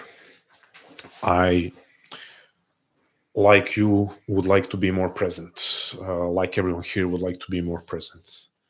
But I think we are, how can I put this? Of course, that is the goal. But the thing which prevents us from being fully present at all times as humans, the thing, let's present this in a systemized, orderly way. The thing which prevents humans from being fully present at all times is at the same time the greatest capacity of humans. And that's the ability to reflect on the past and to look at the future, to envision the future. So to wish to be fully present in the present moment at all times is to wish to be an animal or a baby. Even a child at a certain point, I'm not sure when, and I'm not sure we exactly know scientifically when, gains the level of awareness where he or she can think about the future and the past and is aware. So to be fully present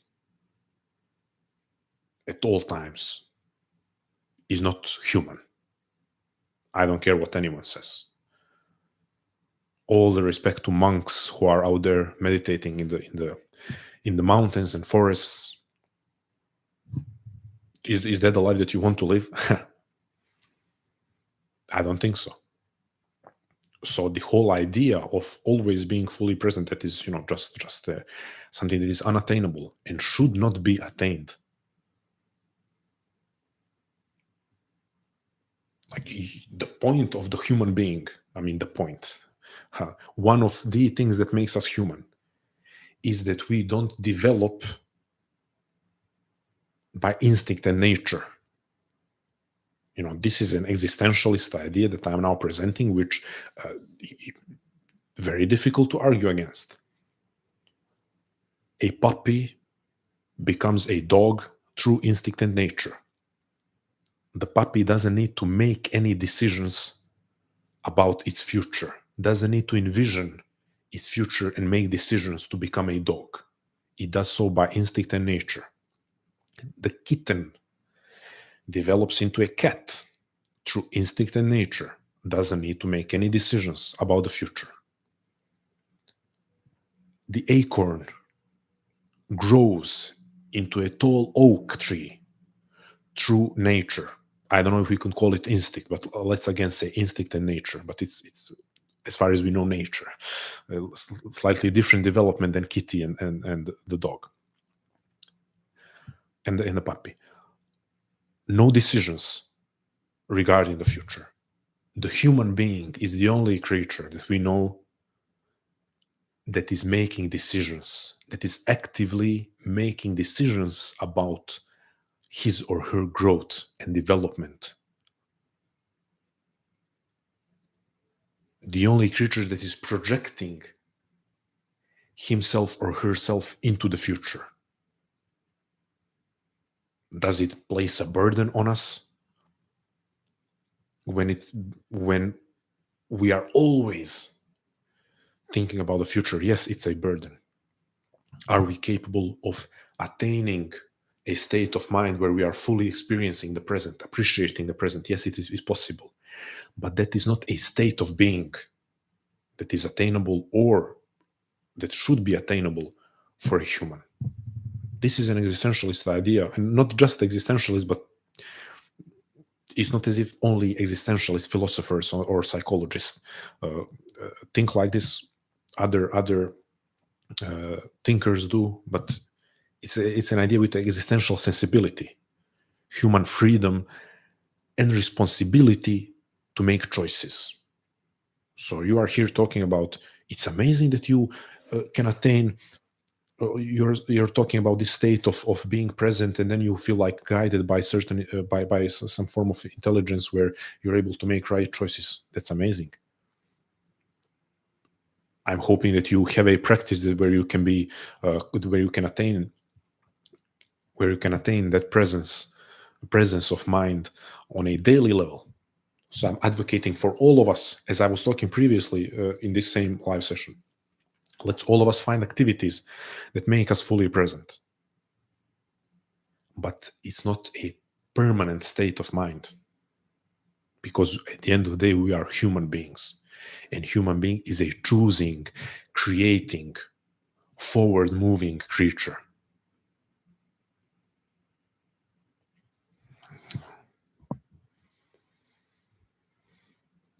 So I'm trying here to check if I answered this this question. Yeah, I mean, this was a big rant on how we shouldn't be present at all times because we are humans and we are not supposed to be present at all times. But you're saying, okay, I'm trying to live in the now, but I always have visions of who I can be in the future. So yeah, I mean, it, as I said, it's amazing to, and we all need to make an effort, especially today in our age of distraction. We need to make an effort to have moments of full presence and to engage in life as much as we can in the moment. Yeah, like there is hardly a greater feeling than experiencing and realizing, okay, this is life. Okay, I'm experiencing life right now. This is life. One of the greatest feelings. But again, we have the human capacity that we have to use the human capacity to project ourselves forward and make decisions. So that's not something to run away from.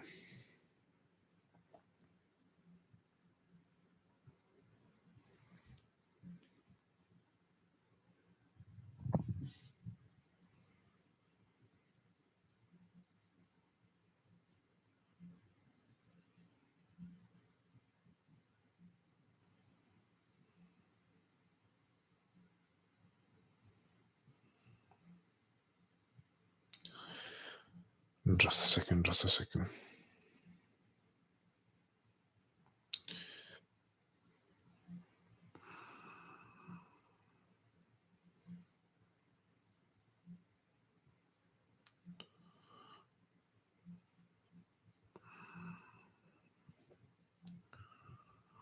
Okay, we have a lot of huge.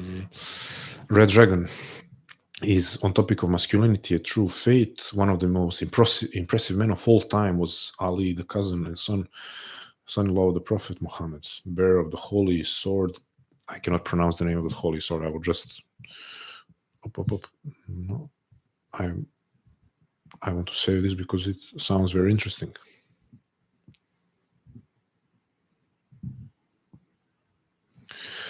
But let's continue. Let's continue with everything else that has been said.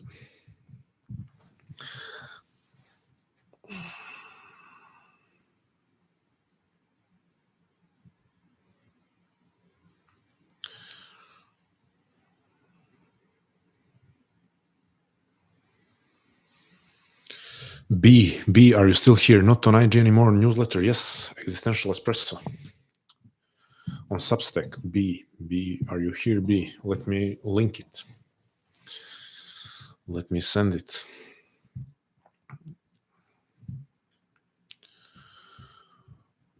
I think maybe I need to do a better job of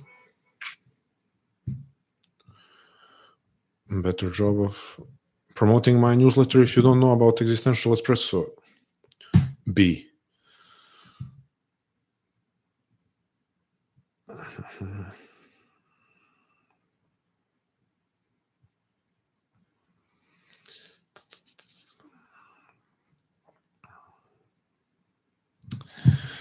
LI and beyond, it just dawned on me that the reason why I'm having such realizing my why is because it's a form of attachment and is the opposite of the no self concept. So for me to have a why would mean that there is seeking, doing, expecting, and chasing. Maybe hard time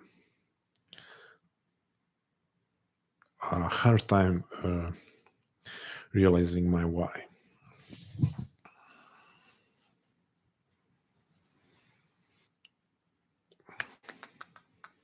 Ghosts and coffee. Ghosts and coffee disagrees maybe with my statement of us being choosing creatures. You're saying I, as a human which is biological, is some exception to literally all of existence. That's statistically improbable. I mean, it's kind of ridiculous to bring statistics into this. What do statistics have to do with this? I have to, sorry for laughing, but that's, hard to even entertain the idea that statistics matter in all of this. There is no other capability of being than to be. The future does not and cannot exist in the present. I have to address this in pragmatic way. This is, probably Hinduism, Buddhism, like point me to the person who lives according to what you're describing. Point me to that person. How does a person, according to what you're describing, how do they live? And I will point you to the person who lives according to what I described, a human being, a choosing creature, who is different from other creatures. I'm not saying apart from nature, but certainly different. And let's compare those two individuals. Let's see who is engaged in existence. I mean, we could make an argument, because there is never way to settle it. You could make an argument that a monk living in the forest, sitting by the tree, his or her whole life, is more engaged in existence. That's not the type of engagement that I'm interested in. So there is no other capability of being than to be. The future does not and cannot. I know that the future does not exist in the present, but we are conscious. We are conscious of time. That's there were thinkers who claimed that this is our greatest curse. There were thinkers who thought that we should stop reproducing because consciousness was a mistake. And listen, there were some great thinkers who made strong arguments for that. That consciousness was a mistake and human beings should die out. And it's not like, some edgy teen who is saying, it's too difficult to live. No. Some great thinkers with great capacity have brought up those arguments. So I'm going to acknowledge that, there is an argument to be made, but I'm choosing the argument that consciousness can be a great burden, but it's also what sets humans apart, and let's use it. Let's use it.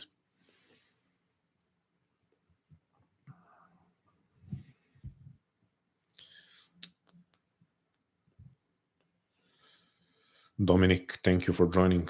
Talk to you soon. Thank you, Dominic.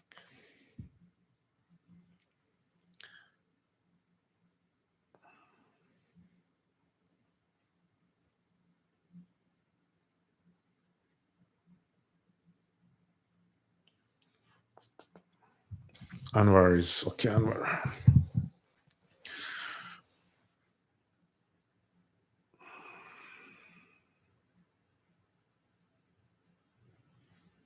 Anwar is saying, okay, are we just the same as anything in the nature with a mind filter? I'm not sure filter, but also when you say humans shouldn't be attaining presence all the time, I feel that to be my goal.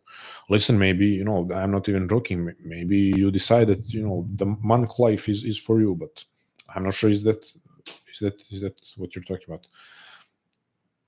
And that's when I go after a goal that provides for others selflessly, knowing everything is one. Everything is one when I experience the most. Knowing everything is one. Okay. I go after a goal that provides for others selflessly. Knowing everything is one is when I experience it the most.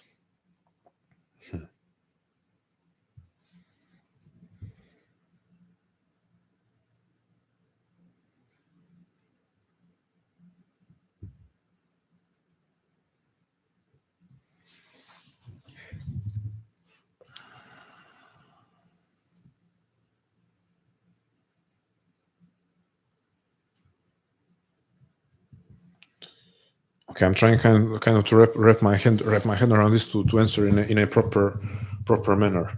To know that we are talking about, because I want to make sure we are talking about the same thing.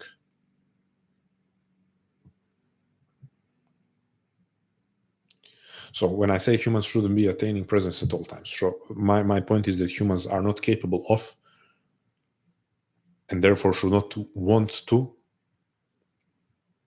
be in the present moment at all times, like a permanent state, because that is the cow grazing on the field.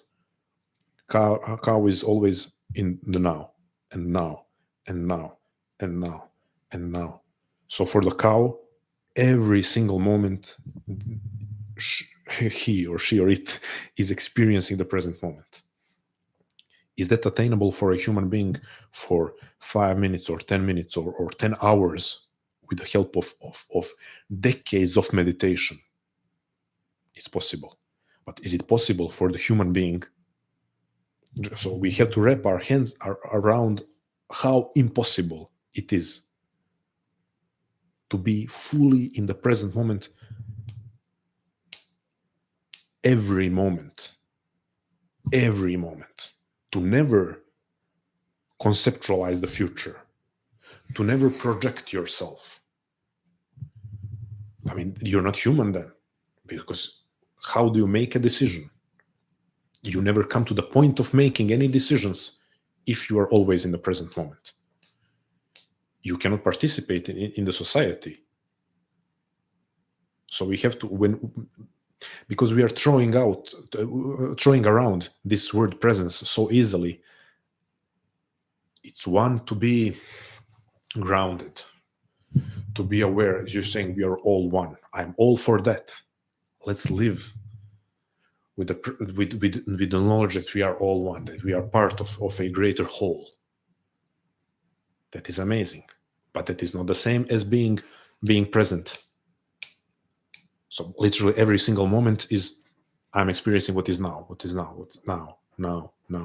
Never imagining the future, never making decisions about the future, never projecting myself, trying to create myself. So maybe maybe it's useful to get our terms and concepts straight. I love the idea of knowing that you are part of the greater whole and reminding yourself as often as possible. But that is not the same as being in the present moment, not conscious of the past and present. Because, I mean, there is a reason why Maslow talks about peak experience as a peak experience, something that cannot be maintained. And in the peak experience, we lose the concept of the past and present. We lose the concept of it. And those are some of the greatest moments of our lives. And some of the peak experiences are meditative experiences, moments of ecstasy. So definitely those are some of the greatest moments of our lives, when we are fully released from the past and the present, from the past and the future. What I was saying before, maybe I was saying past and present. I mean past and the future. So when past and future don't exist, when you're fully in the present, or some of the greatest moments of our lives, but they are not sustainable. They're not sustainable.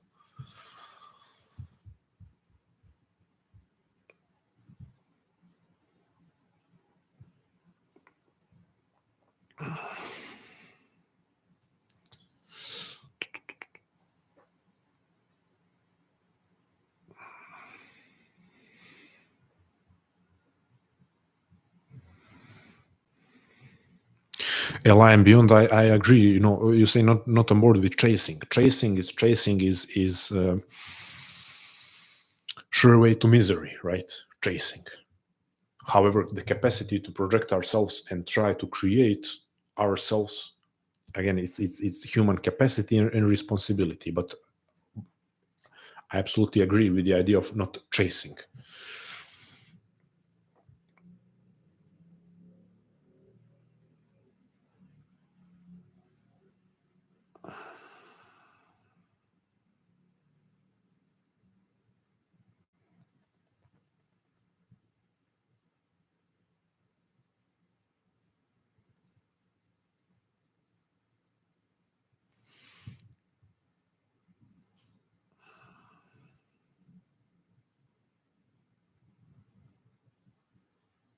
Oh, Ali share something interesting. Okay, my brother coming in asked me to share with you that the fact that in Muslim prayers, a man should keep his eyes open, not closed, as in some kinds of meditation, to feel that you are in the present moment. The poem says, you think that you are a small body, and within you the world is folded. This is interesting. You think that you are a small body, and within you the world is folded.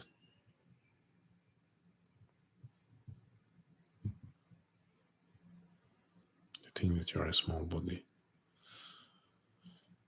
and within you the world is folded. I'm going to sit with this one. Thank you for this, Ali.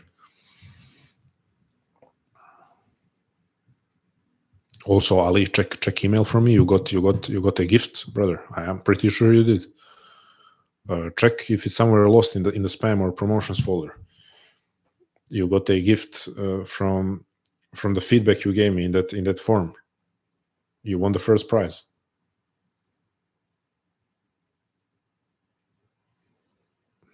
I know the translation can never do full justice to especially when it's a poem, but even this translation is very powerful. But yeah, tell me if you because I'm pretty sure I sent you the link or the code because you won the first prize from the. I didn't get time to check if you redeemed it. Thank you, brother. Thank you for the feedback. I appreciate you. Okay, let's see what.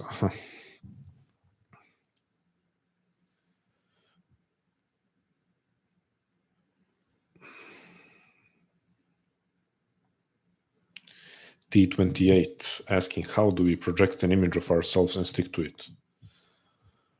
How do we stick to it? We stick to it with commitment, On a practical level, you need to remind yourself. That's sure. On a practical level, you need to remind yourself of where you're headed, what you're trying to accomplish. I would say with acceptance that, things will never go fully as planned. But how do you project an image? Maybe I use the word project into the future. Project into the future. Maybe I used it too much. How do we project? Well, here is an idea.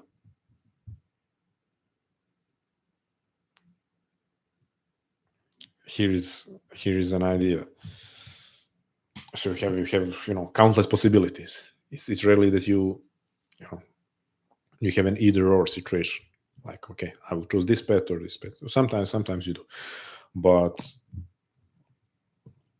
we are not saying that you are because that can also be very unhelpful to trap yourself in the idea that, okay, I can clearly outline I can clearly structure who I'm becoming and how my future is looking like.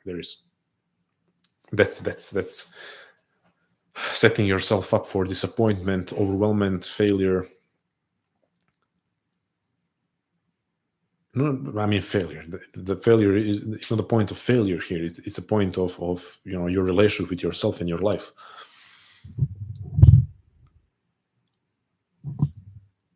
Every step and decision you take and make branches out into numerous others. And you know it yourself, like any project that you engage with, constantly gives you feedback, and then you are adjusting and you're then taking next steps and making decisions accordingly. So projecting an image of yourselves, creating that future. It's an idea, it's an outline, it's a vision. Like I'm now for the effect, like long term projecting yourself somewhere. Is it helpful to have very rigid idea and very detailed idea of your life 3, 5, 10 years into the future? I think not. I mean, and a lot of people will agree. It's just setting yourself up for being overwhelmed because so many things will go not according to the plan. There will be some tremendously great surprises, beautiful surprises, and there will be some major setbacks and disappointments. So I would say long-term vision, outline, idea, not too detailed. And then on a practical level, short-term plans, goals, and detailed detailed plans of pursuing goals, but an image of yourself. I think has to do more with values, purpose, experiences.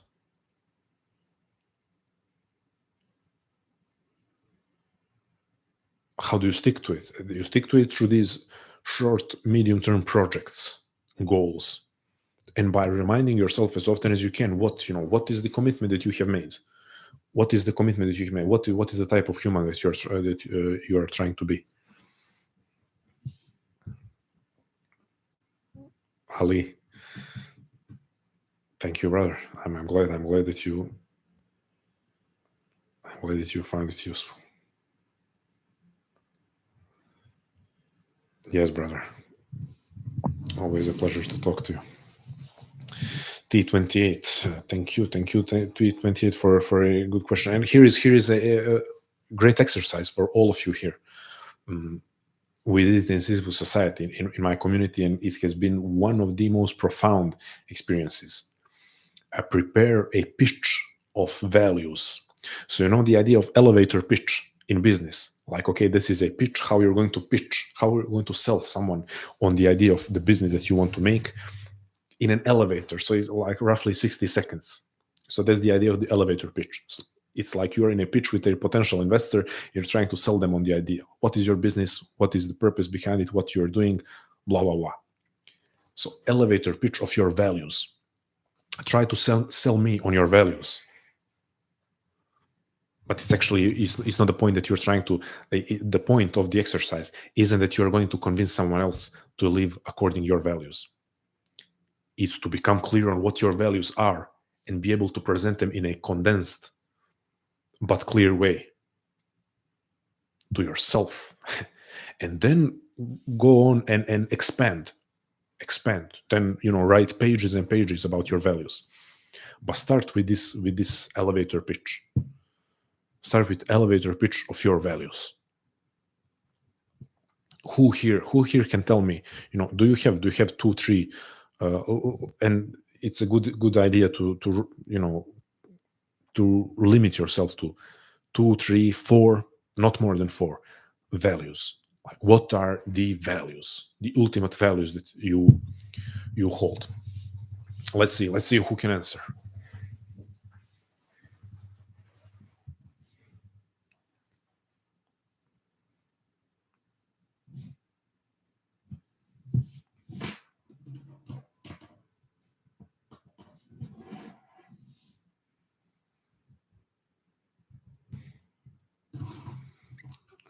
Let's see. I know it's not something that we often think about in a structured manner or directly. So, okay, Anwar is saying authenticity. Beautiful. Give me two more, Anwar.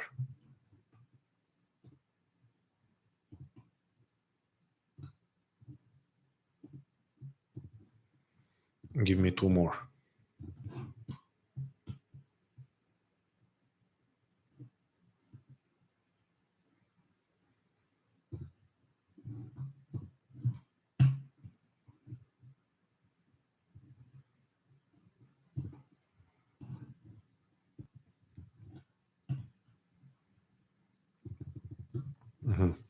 T28 says to live a balanced life consisting of responsibilities. I'm guessing consisting of responsibilities fulfilled and passions. Consisting of responsibilities fulfilled and passions actualized. This is beautiful. To live a balanced life consisting of responsibilities fulfilled and passions actualized. However, you're not specific. You are describing a life. Give me values.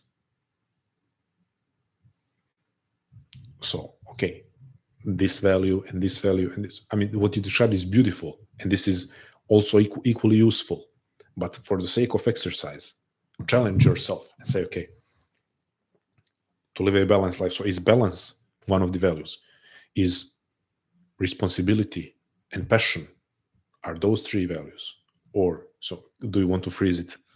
To phrase it differently? Ali is saying, first there is the quote, return the trust to whoever has entrusted it to you, whether righteous or immoral. Okay. Messenger of God used the commander.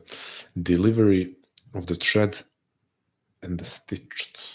Pray with your families, attend their funerals, visit their patients, and fulfill their rights. If a man among you is pious in his religion speaks, if he speaks truthfully, fulfills his trust, and has a good behavior with people. So Ali, would you say, okay, so Ali, I'm guessing then one of the values, faith, true faith. Are all the other values then extracted from it, or would you extract and say values are truth,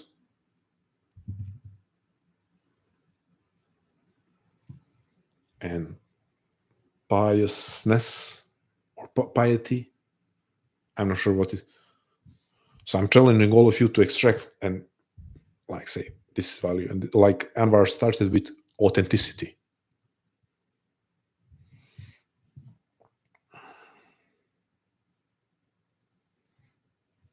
Faith is not a value, it's a worldview. Well, you are saying faith like you're saying F-A-T-E. We are talking about faith. I mean, at least when I'm speaking to Ali, faith is in F-A-E-T-H. Faith. Which certainly can be a value. The difference between faith, so faith, F-A-T-E, versus F-A-I-T-H.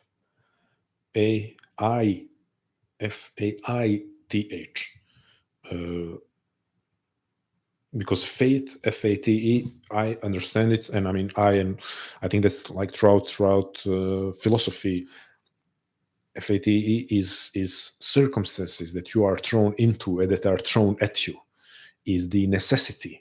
When Nietzsche says amor fati, love of fate, it's loving the necessary. While faith is, I think, certainly can be a value because it's the value of faith, of believing in something.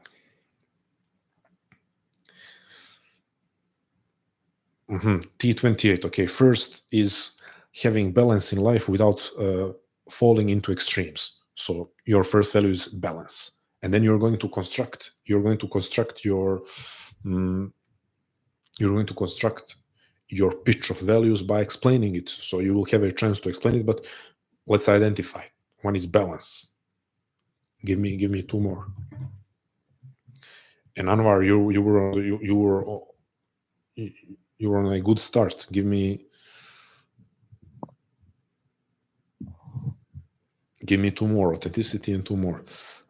Ali is okay. You're extracting following values from the quote: trustworthiness, integrity. Integrity is a big one. Family and community bonds,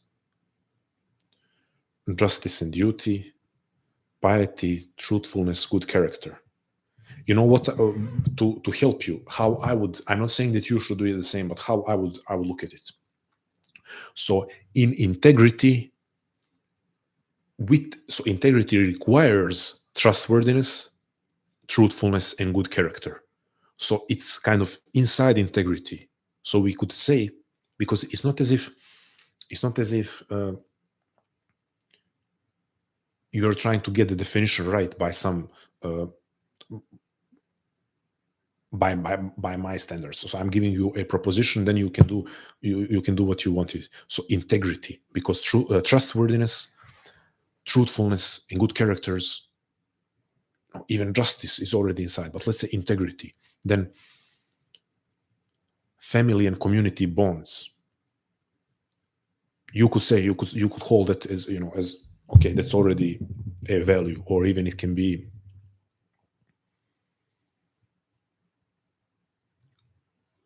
connection, but maybe connection isn't specific enough. Maybe connection isn't specific enough. Maybe it should be family and community, but or just keep it family and community bonds.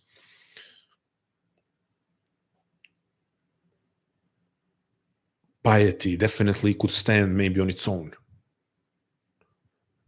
Piety could stand on its own, probably. So it's not necessarily that they have to be separated, but it's good when you have one that encompasses multiple others. You can then use it and say, okay, this is integrity. Okay, Anwar is here. This is amazing. Authenticity, intimacy, and providing value.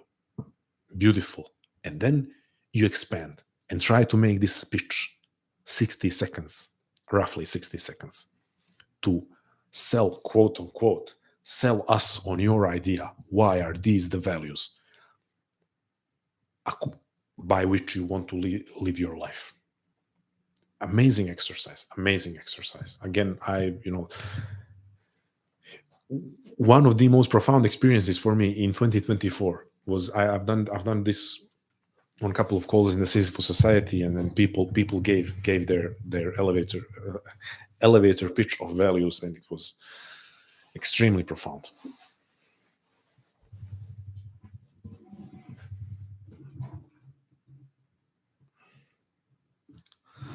Let's see. I know more people are on the live stream. Don't be shy. Don't be shy. What is your value? What are your values? Give me at least a couple.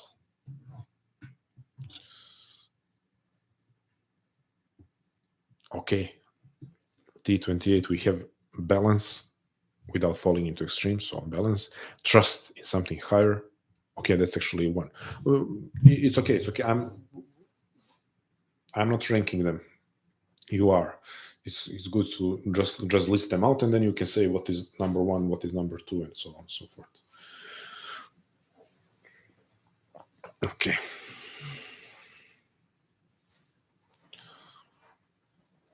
Okay.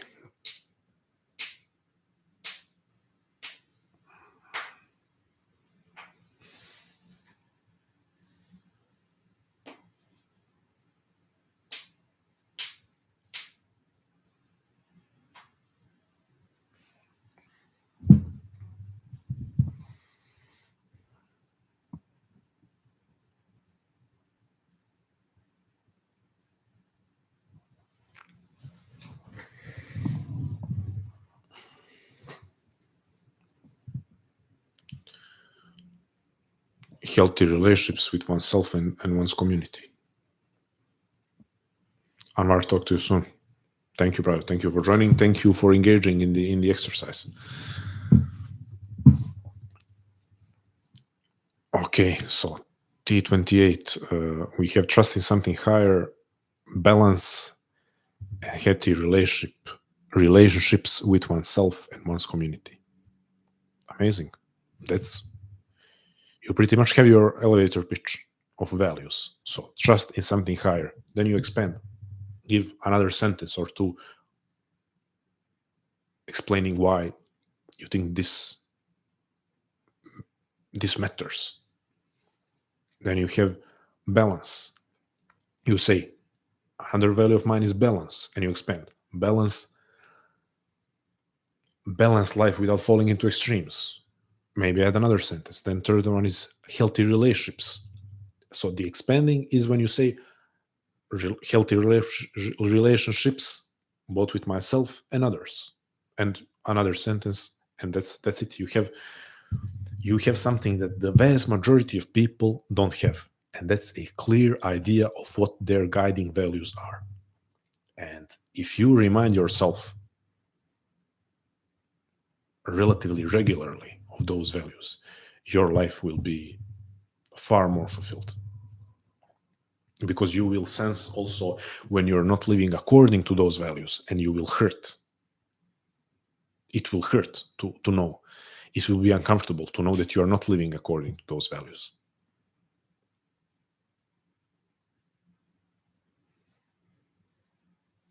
So yeah, for everyone, trust me, like it's extremely useful. Mhm. T28. Lost internet connection. Okay, I don't know if you can review back, but I'm saying you have something that most people don't have, and that's a clear idea of what their guiding values are. So if you use this, remind yourself of it regularly or somewhat regularly,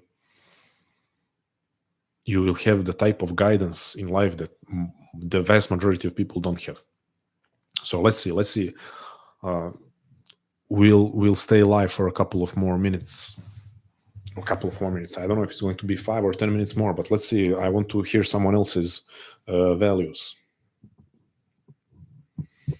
because I know we have more people here. Don't be shy. Don't be shy. Don't be shy. I know there are more people on the live. You see how so many people are engaging and have been engaging. Do the same. Don't lurk in the shadows. Come, let's talk.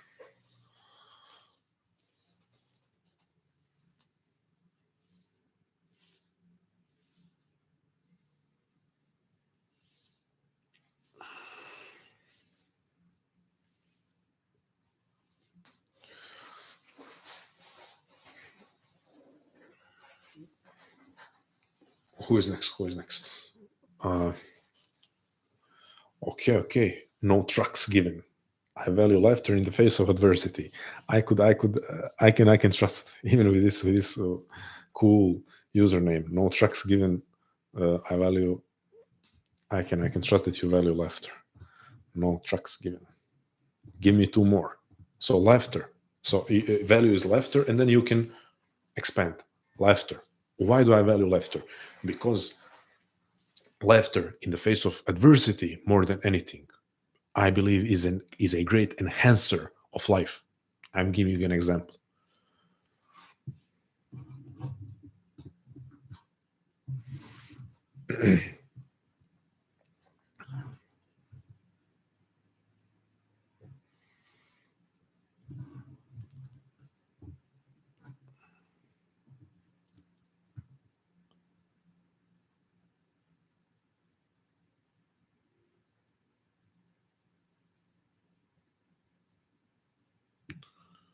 McBen, bomb, just delivering a three-piece: honesty, vision of one's higher self, and resilience. Bam, that's it.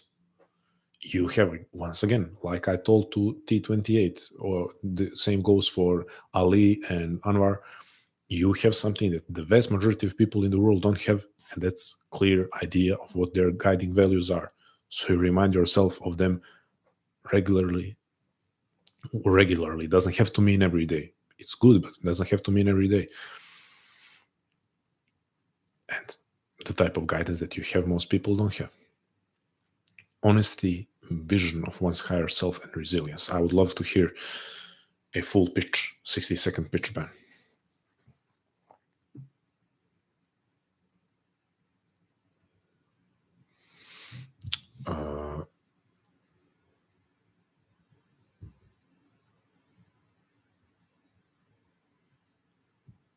Okay. Anwar, this is what I mean by right decisions in the now. Those decisions are aligned with my values, and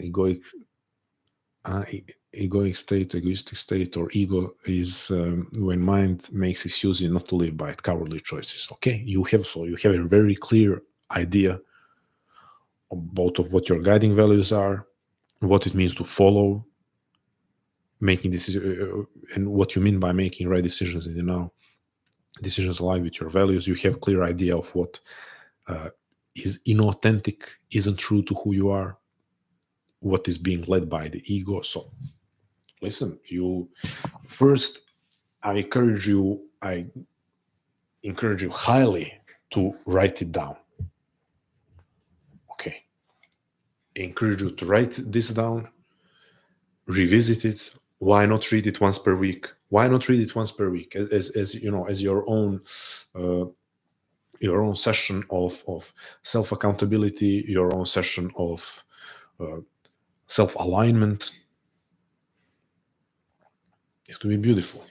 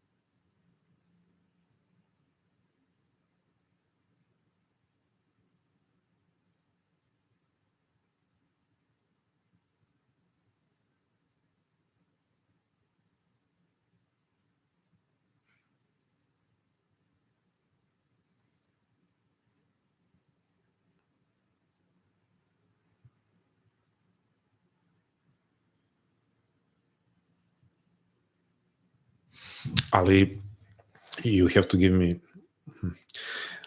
Ali, you have to give me the because you have to help me out in understanding is the conclusion that humility isn't a certain form of humility isn't what is pursued, isn't a virtue or a value. I would love to understand this better.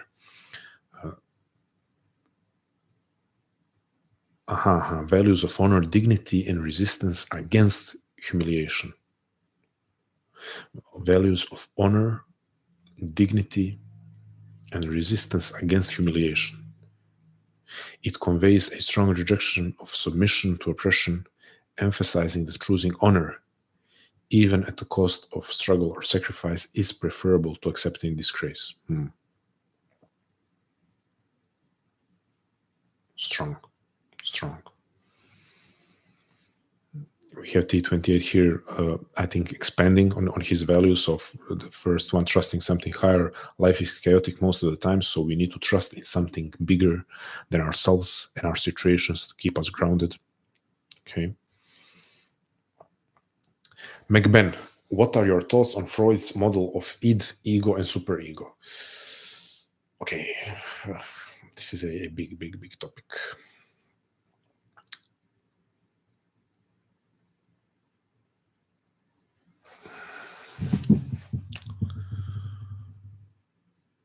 I want to say something about Freud in general. Okay, I have to.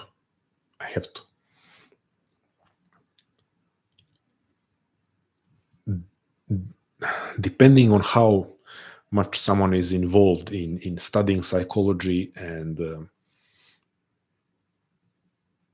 or wider intellectual discourse, wider intellectual discourse. When I mean wider intellectual discourse, I mean people who are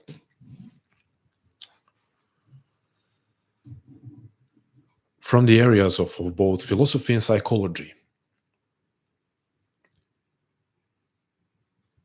engaging in conversations of the psyche, even personal growth, how to position yourself in life, but a good way to call it is personal growth. Now,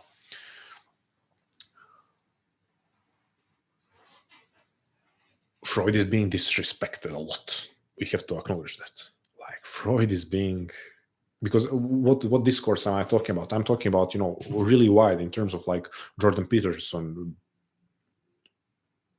type of discourse. I'm talking about people who are reaching millions, and those millions who are engaging in some sort of pursuit. So they start reading and they read different materials. So I'm talking as broad as possible. I'm not talking just about academia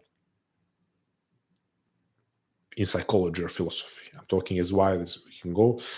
Freud is being disrespected a lot because of Flow Creators Academy. Hello.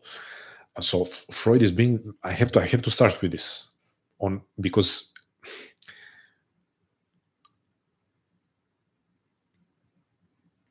It's so easy nowadays to criticize Freud because he certainly had many ideas that were wrong. And also it's easy, it's such a, how to say it, it's a layup to criticize how much he emphasized the sexual urge, the sexual drive, and how even though he noticed so many different aspects of the unconscious, he kind of settled for putting everything under the sexual drive. So it's a layup to criticize Freud. But people forget that even though the idea of unconscious is already present in Schopenhauer and then Nietzsche, who was inspired by Schopenhauer, so they deserve so much credit for being the first to talk about the unconscious. We have to acknowledge that that was, excuse me, philosophy and Nietzsche, self-proclaimed first psychologist, also a great argument for it. However, Freud, in a systematic way, is the first person ever, in a systematic way, to speak of the unconscious. So before Freud, we don't have a doctor. We don't have a psychologist who is acknowledging the unconscious. I don't know if people realize how big that is. And it's not as if no one would do it if Freud didn't do it. So someone would do it eventually. But Freud did it. Freud did it. So we are taking it for granted now. So that's why it's so easy to disrespect Freud, because we are taking it for granted. Like, yeah, there is unconscious. Like, there are things that are happening and that are affecting us, which are beyond, below, underneath our awareness. That's a basic fact nowadays. Freud brought it into psychology in a systematic, organized way. Again, he didn't discover it.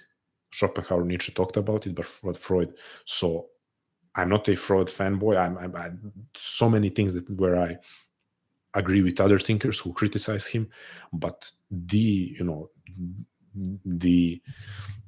criminal disrespect of Freud as some kind of creep, where the only thing that people relate to Freud is like, he was this creep who thought that you are sexually attracted to your mother, and Freud was terrible. So I know I'm going on a rant. So make Ben sorry for not engaging with you in a proper psychology nerd conversation, and I mean that in a positive sense, psychology nerd. Sorry for not directly, but we have to give him his props because he is not getting them. He's not getting the respect that he deserves. However, he's also deeply flawed as a thinker. Deeply flawed as a thinker. Great dissection of Freud as a thinker and a human is in Irvin Yalom's Existential Psychotherapy, where he addresses certain blind spots in Freud's psychology, but he does it in such an intelligent way, where he says, okay, we are seeing these writings by Freud and these certain writings, so it's kind of impossible to overlook certain things and come to these conclusions. So there are inconsistencies in Freud's thinking. I promise I'm going somewhere with this, McBen, and everyone else who is interested in Freud. So then Irvin Yalom says, okay, let's see where Freud, the thinker, could have made these mistakes, and where Freud, the human, could have made these mistakes.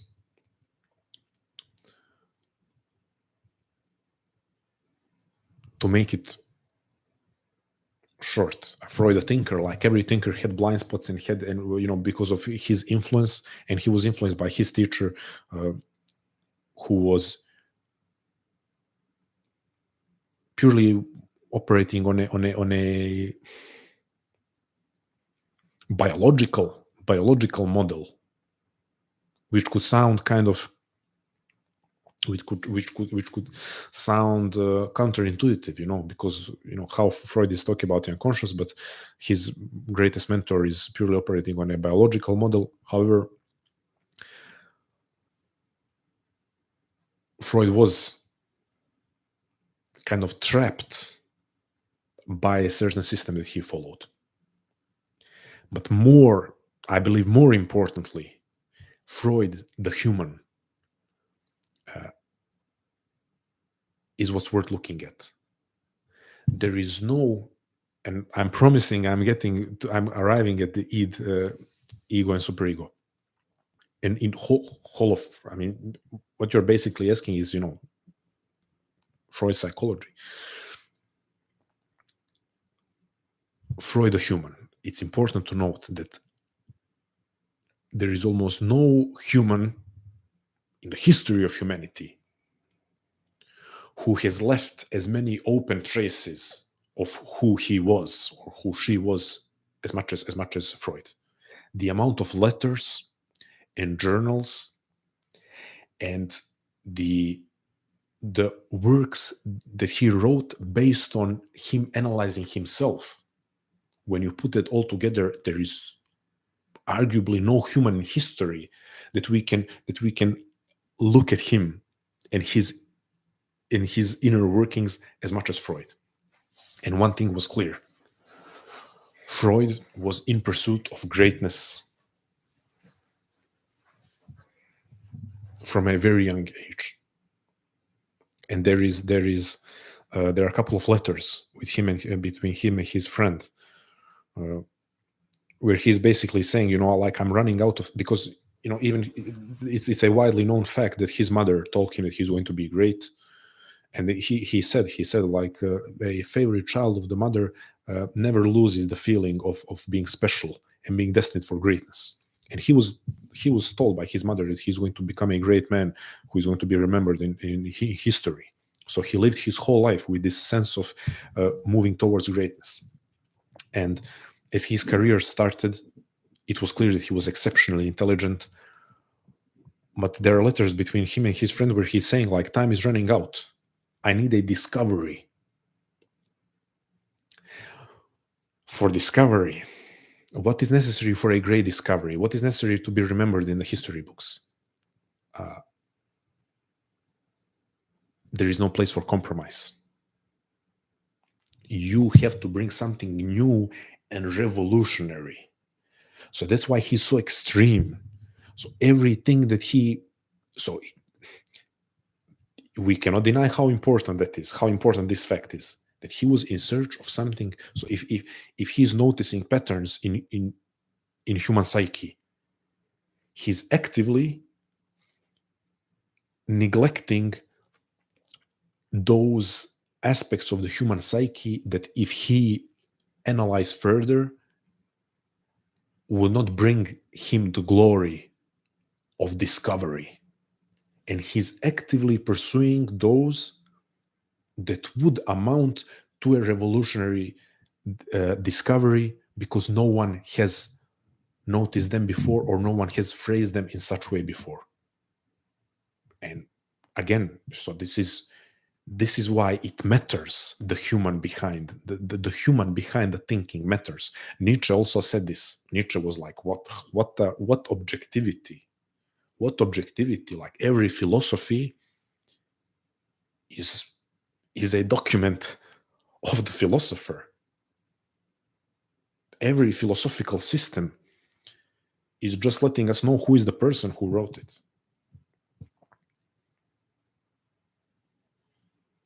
So In this case, it's not a philosophical system. It's discoveries in psychology.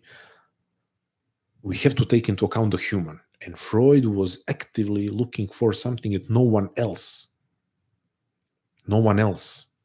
discovered. And that's where he made great mistakes.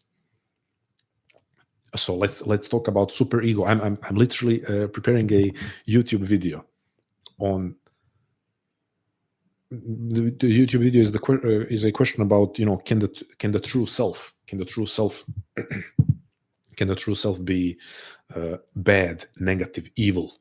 Because I get that question sometimes when I talk about authenticity, when I talk about authenticity and being your true self, becoming your true self in the context of self-actualization usually, or just self-actualization, individuation, journey of self-discovery, however you want to call it. It's all the same thing. Self-creation. And then people say, but what if my true self, and I get those messages, what if the true self is bad? What if it's negative? What if my true self is evil? Last time I got a comment, what if my true self is abusive? Should I aim to become my true self? So I'm preparing this video, and this is about the superego. Actually, that's one of the major points of the video. So can the true self be bad, negative, evil, so on and so forth? It's better to be a whole man than a good man. Jung, yeah, that's it. Short answer is no. I know it, I'm moving on to the argument, but short answer is no. True self cannot be bad, evil, but we need to explain why. Well, let's look at the idea by which true self can be bad, evil. Superego. What is superego? What is Freudian superego? Freudian superego is your conscience. Freudian superego is what guides your sense of right and wrong. Okay, let's say that is the purpose, the function of the superego. The purpose, the function of the superego is it's guiding your sense of right and wrong. But what is the superego? According to Freud. According to Freud, your superego, and superego is Freudian concept, so it can only be according to Freud. Superego is internalization of wishes, demands, ideals, values of the father and mother. Sounds reasonable, right? Like Freud was onto something. Okay, your sense of right and wrong, your conscious, your inner guide is the internalization of the wishes, demands, ideals, values of your mother and father. Okay. Reasonable idea, makes sense. However, let's expand it. And then see how dangerous, wrong, disturbing even this idea is. Because according to Freud, this is all that your conscious is. That's the entirety of your inner guide. Let's expand and let's see this idea once again. Your conscious, your inner guide of right versus wrong, your superego, is the internalization of the wishes, demands, ideals, values of your father and mother, whoever they happen to be. Does it sound different now? Doesn't matter if they are alcoholics, drug addicts, criminals, abusive, if they hate creativity and artistic expression, if they are judgmental, hateful people. So whoever they are, according to Freud, your conscious is like you are doomed. You are sentenced to have your inner guide be formed by their wishes, demands, ideals, by their sense of right and wrong. That's simply not true. We can see that. We can see, because if Freud was right, then first of all, then yes, true self absolutely can be evil. But then in a couple of generations, have a world full of abusive people, of criminals, of hateful people. Because how do you explain a world where you have millions and millions of inspiring, respectable, honorable, charitable people who grew up with objectively bad parents, with abusive parents, with destructive parents, with hateful parents? So super ego, and here is the thing with Freud. Super ego definitely does exist, and super ego is a strong force in everyone's life, in everyone's mind, in everyone's psyche. But it's not the entirety of the psyche. And this is with Freud. So Freud wants to put his stamp on everything. Boom. I have identified superego. Boom. Superego is your consciousness. That is it. Don't look no further. So that's the problem with a lot of Freud's ideas. Just this is it, this is it, this is it, because he is in search of that. He was in search of greatness, and there is a strong argument to be made. That's why he was so extreme. That every single thing he wanted to make it like this is it, this is the thing. Never this is this is part of something. This is he was very, very, very extreme in that sense. And so superego definitely does exist, but it's far from the entirety of our consciousness. It's a strong force, but not the only force. And Abraham Maslow, listen, Carl Jung, Otto Rank, and Alfred Adler, three of the greatest members of Freud's school, all left him, and they all disagreed with the notion of id, ego, and superego. All three of them. Carl Jung and Otto Rank were genuinely students. That's the relationship that they had. Alfred Adler wasn't a student of Freud. He was more like they were on the same level, closer with age, and that was the relationship. But all three of those three were the greatest members of Freud's school, and all three of them left because they disagreed. So we have great thinkers disagreeing with this, and you have Erich Fromm, also one of the greatest psychologists of the 20th century, also disagreeing and saying superego is authoritarian concept. You have authoritarian conscience. So it's a scary idea. It's a scary idea that your conscience is like a dictator, with a whip, directing you through life according to the ideals that you inherited from your parents. Is that true? Is that true? Is that how everyone moves through life? Not. And another great thinker who disagreed is Abraham Maslow, saying there is another type of consciousness or another part of consciousness, which is intrinsic consciousness. That this part of you that demands that you be true to your own unique nature, your unique inner nature that he claims it exists. And demands that you fulfill your unique potential, that you pursue your calling in life.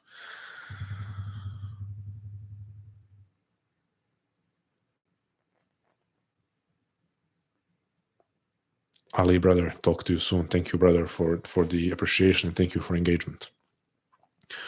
Oof, I went on a rant here about Freud, but I enjoyed it. McBen, thank you for this question.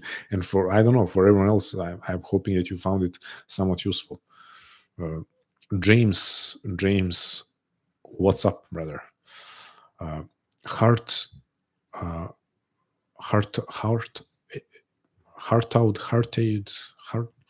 don't know. Have you thought about writing something longer, like a book? Certainly, at some point. Certainly. It will happen. Sooner rather than later.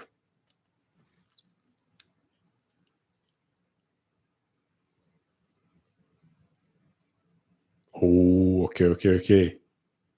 I always liken the superego to Nietzsche's dragon in Zarathustra. The you must. Okay. Thou shalt.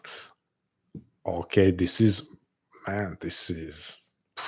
I love this reference. I love this reference. Now I need to know more about you. Who is our friend, and how do I pronounce this? It's difficult to pronounce your username. Okay, these are things that get me excited. This is very interesting reference.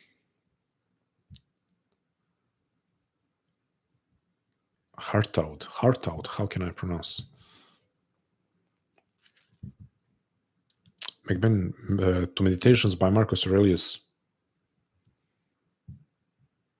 where he repeatedly, day 28, see you, brother.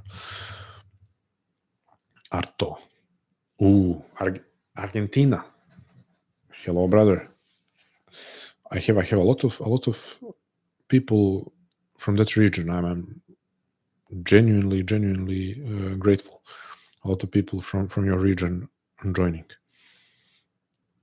Back to McBain. So Meditations by Marcus Aurelius, where he repeatedly reinforces his values to overcome his natural instincts and even society imposing morals. Yeah.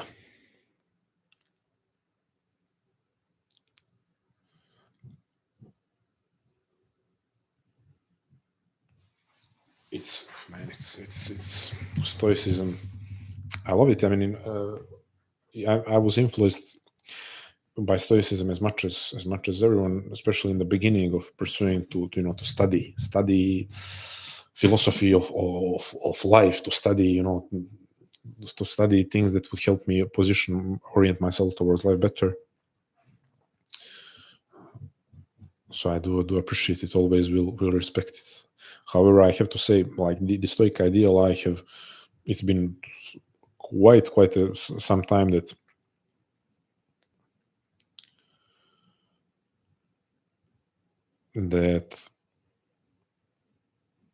I recognize so many things about it that are unattainable, which doesn't mean it's not worthy pursuing them, but some of them are unattainable in a way that pursuing them strongly would hinder us, I believe. Not a knock on now, don't want to engage in criticizing stoicism, but just an observation. Arto, give us something more, Arto, after this observation that superego, you're relating it to Nietzsche's dragon in Zarathustra. After this, I have to get something more from you. Give me something more.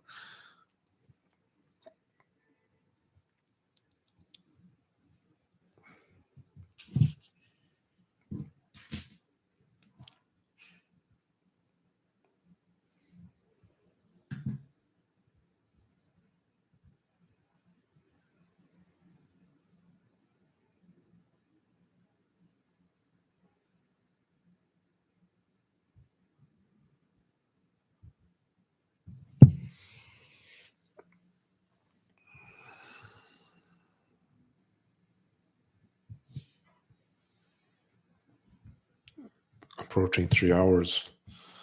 Let me stick around for a bit more. McBain and Arto here, dropping some really interesting points.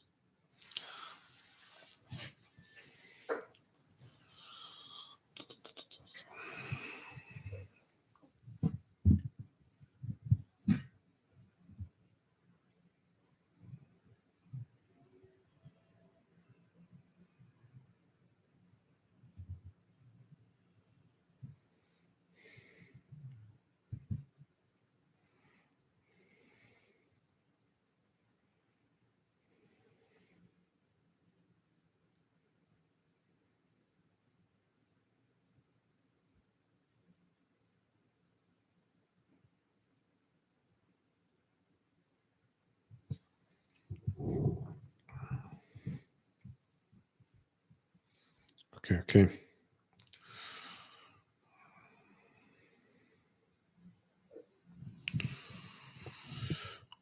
YouTube commoner, Arto, topic that we were discussing so many topics, but you can either ask something or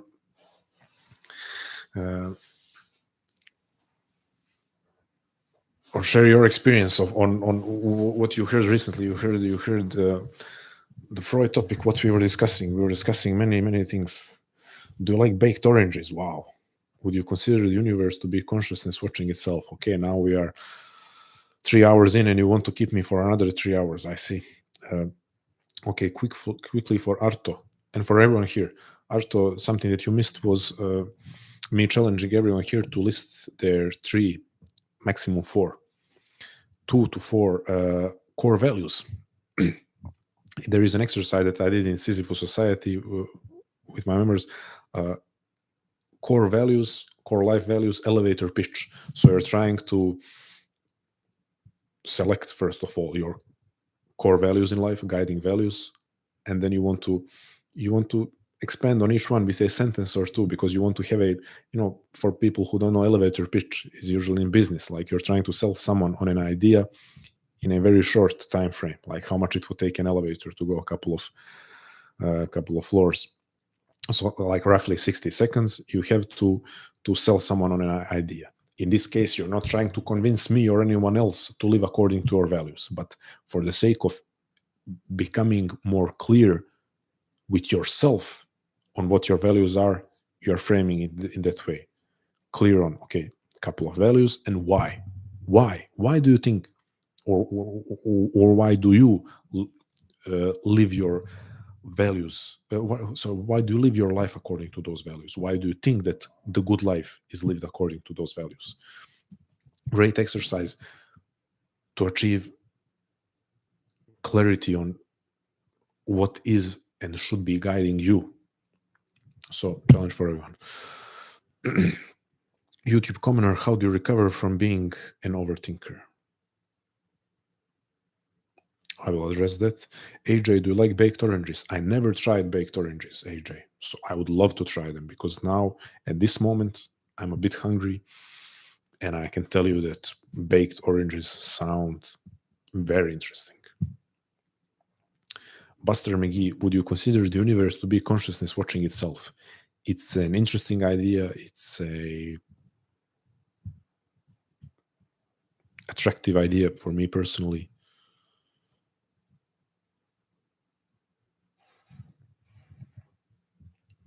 I would be lying if I said that these days or this period of my life I'm spending a lot of time thinking about what the universe is. Previously we had a, at the very beginning of this live stream, or around the beginning, we had this introduction on how to find your why, how to find your purpose, and someone said, what if the big questions of life, such as the universe and the meaning of all of this, what if it makes your why, your purpose, seem insignificant? Well, here was my answer. I think it's the opposite. When you have a passionate commitment to something, when you do identify your why, your task in life, your purpose, then the big questions, they're still interesting, but they definitely matter less than before. So as someone who has been troubled by these great questions of existence for a long time, now I have a different relationship with them. I'm living with a clear sense of purpose and mission. And so I'm saying this because when you ask me, do I consider the universe to be consciousness watching itself? I think it's an interesting idea, but these days I'm not losing any sleep over what the universe really is and what is their universal meaning to everything, because I'm grounded in the purpose of my existence. If it sounds selfish, it's not. It's not like, oh, I have the purpose of my existence, so I don't care about anything else. No, it's through the purpose of my existence I'm relating to other people and connecting with them. So I'm not really. Again, I've still found those ideas interesting, but I'm not really I'm not deeply engaged in them. YouTube commenter, I will not avoid your question. It takes a bit more to answer, so I was just acknowledging some others. McBen, my man, my favorite Stoic is Seneca, because of the same reason that you gave. He was the most down to earth compared to other Stoics that I have read. Man, that's it. I relate to you so much. I had like Seneca is the most human of the Stoics. Definitely, definitely. He's the one who is most acknowledging of the human nature. Marcus Aurelius, he inspired all of us who have read him. Everyone loves meditations, but when you I think as you go on and study psychology and philosophy, both of those, you start seeing more and more flaws in Stoic understanding of human nature. So Stoicism is a tool to stand strong in life, great tool, but to accept it, wholesale, not so much.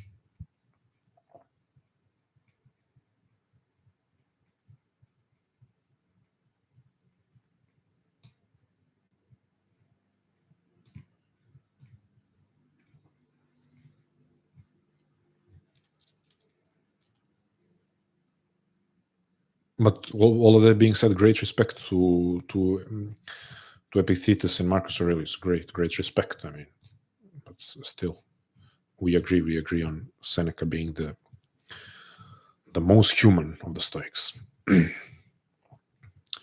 you think a pure consciousness can be obtained through consumption of psychedelics, which would allow one to assess one's values in a more genuine way? That's also a long. That's a whole. There should be a whole. We need to make a whole live stream about this. I am optimistic of the potential that psychedelics have in a therapeutic setting with a proper guide. And again, therapeutic setting, I cannot be strictly against the exploration of consciousness with the help of psychedelics. Not against. Definitely see I was at one point very, very enthusiastic about it. Very, very, very. And, to the point that I received a warning from the universe, if you will, that I shouldn't play too much with fire. So I see the value in it. I see how people can get interested in it, but also, the Jung's idea of be careful of the unearned wisdom. I think he said it. He said it very well. To be careful of the unearned wisdom, and I think we need to. I think we need to be real about the distinction between the theory and potential of something and the reality. Like psychedelics have great potential, and in theory, how it would be amazing, to use them in the best way possible. But human beings are so flawed, so deeply flawed. And as we talked previously, they are not rational beings, not primarily rational, not primarily logical.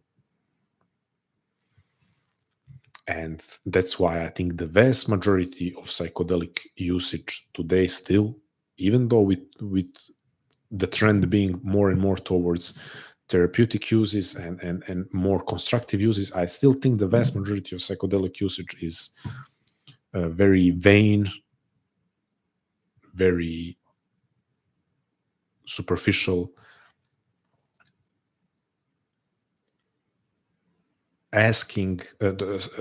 looking for a shortcut to enlightenment, which is like there is hardly anything more ridiculous than a shortcut to enlightenment, from my perspective. One of the things that I truly believe in life is effort. There is nothing worthy of achieving that is attained without effort. And I know for some people out there, they will say, oh no, just be. But then you understand that your conclusion of just be and everything is great and flow without resistance, you got that idea from people who spent 30 years meditating before writing Just Be. They spend their whole life sacrificing earthly pleasures for you to read and say, no effort is needed in life, let's just exist. So that's why I'm kind of against new age interpretation of Buddhism. Mostly I'm against it. So this is not, now I'm kind of addressing Buster McGee. It's not, I'm hoping you can understand. I went on a rant. It's not, I'm addressing you. I'm not saying this about you. I'm saying, when I say you, I'm speaking out there, hypothetically. So I see a lot of value in psychedelics, but I think humans are still mostly stupid and vain when it comes to using them.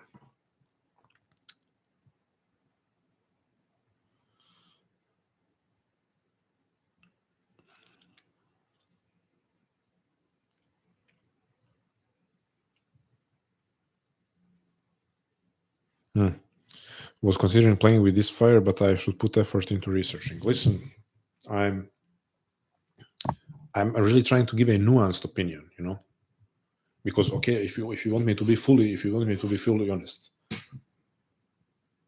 man, I had I had an out of body experience that I'm to this day grateful, just that I'm hopefully have remained sane.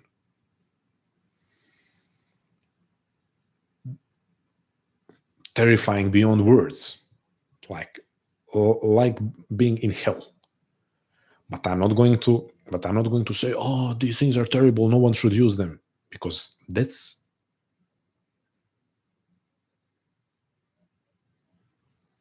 not genuine. That's not genuine. My experience shouldn't then dictate everyone else's experience and approach. But I can tell you firsthand that, man, it can be dangerous. And what I have experienced, maybe this will sound arrogant, but what I have experienced, I'm not sure that everyone would be able to, to return to sanity after it. So that's kind of me, maybe again sounding arrogant, but I have to say it like it is, for a friend or someone that I care about. I would be deeply concerned if they would return to sanity after it. I'm not saying I'm the most normal person. I definitely am not, but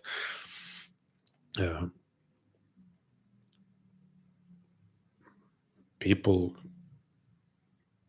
even besides the idea of shortcut to enlightenment, which is definitely, even beside the point of vanity, just the aspect of safety, I think people should know what they're getting themselves into when they're altering their state of consciousness with something as potent as psychedelics.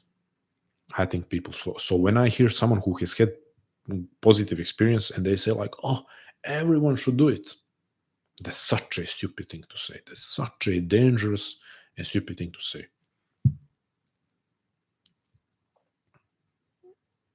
So yeah, I will never be the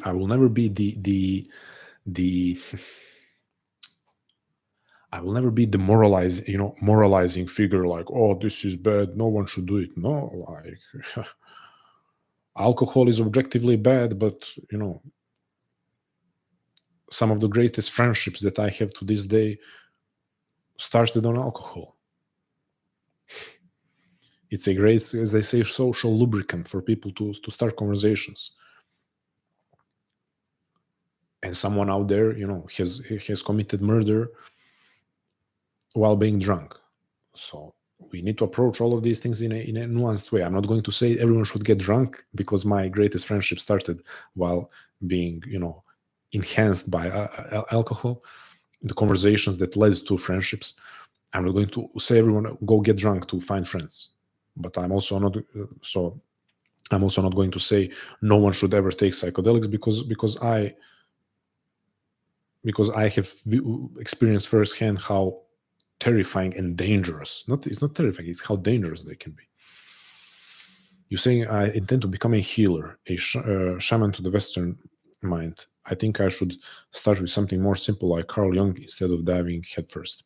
Listen, there's so much potential for exploration of the human mind and psyche in reading and contemplating and sitting and engaging in creative acts. We have Arto here saying, I've been practicing meditation for at least 35 minutes a day for a couple of months now. And one of the side effects is that you are less not yourself. So meditation, different practices. If you are, if this is the journey that you have decided to embark on, to become a healer, at some point maybe it will lead you to psychedelics. At some point, I don't know if that's going to be in 3 months or 3 years or maybe never, but if you want to be a healer, embrace how long that journey is and how much effort it takes. Because you're saying starting with something more simple like Carl Jung. Man, like Jung, I have to tell you, Jung is far from simple. To this day, I agree with somewhat controversial statement that the best way to study Jung and Jungian psychology is not to read Jung, is to read Jungian analysts like James Hillman, James Hollis, Marion Woodman, Marie-Louise von Franz, his greatest student. So that's how much not simple Jung is, where the best way to study him is, and I know this can be a controversial statement, but I'm willing to engage in that discussion with people who disagree with it.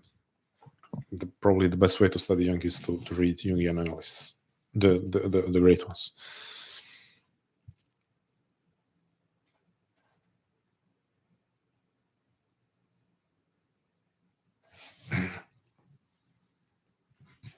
Also in the West, especially in America, psychedelics are so attached to big pharma and capitalism now with the research that it makes it feel less disembodied with its intention. Yeah.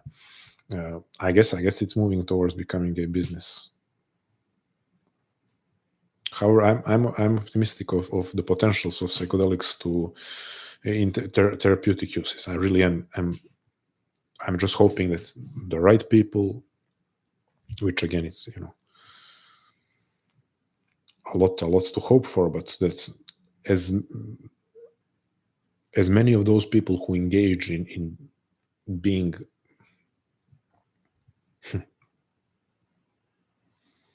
facilitators of psychedelic experiences, that as many of those people as possible are genuine and really take seriously what they're doing.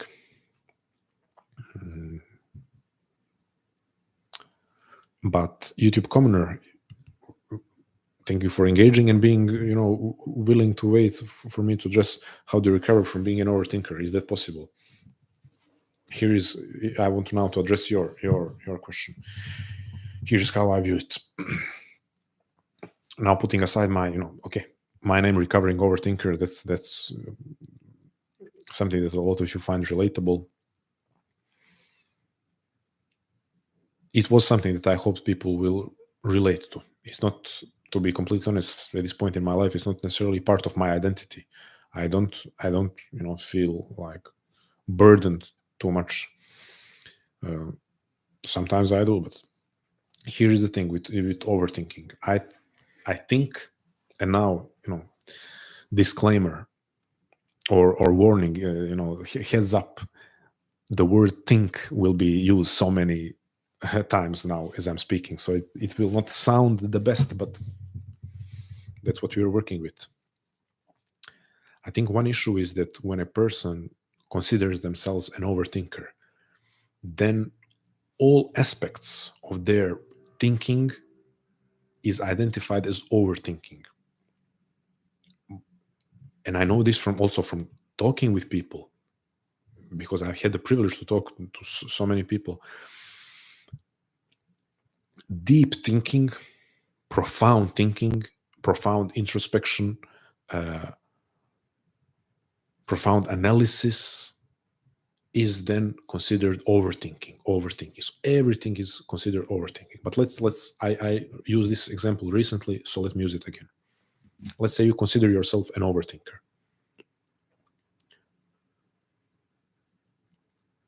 and you are in a relationship where it feels like someone is disrespecting you, and you objectively see that someone has crossed your boundaries multiple times, and you objectively see that your values don't align. Is it overthinking if every day you spend a lot of time, if you spend a lot of time thinking about your disagreements, thinking about how this person is treating you, if you think about, are you right for each other? Is that overthinking? I don't think it is. Is the capacity to look at life and human relationships profoundly. Is the capacity to not be sleepwalking through life like most people who settle for whatever, okay, let me just stay in this relationship and let me stay in this job and let me just go through life. So are you an overthinker when you are deeply analyzing a relationship? Not. However, this person who has the capacity to profoundly analyze something, this person at the same time, the other side of the coin is can go down the rabbit hole of thinking for the sake of thinking, not for the sake of coming to a conclusion and then acting on the conclusion, but just running in circles of their mind. That's overthinking. Overthinking is having a conversation with your partner and bringing everything to the table to discuss boundaries that have been crossed and to discuss your values, and then after that conversation still run the same story over and over again in your mind. That's overthinking. So I think it's really important to make a distinction. Am I an overthinker? Yes, to this day I'm an overthinker. That's the aspect of who I am, and I think that's aspect of everyone who has, again, capacity for profound thinking.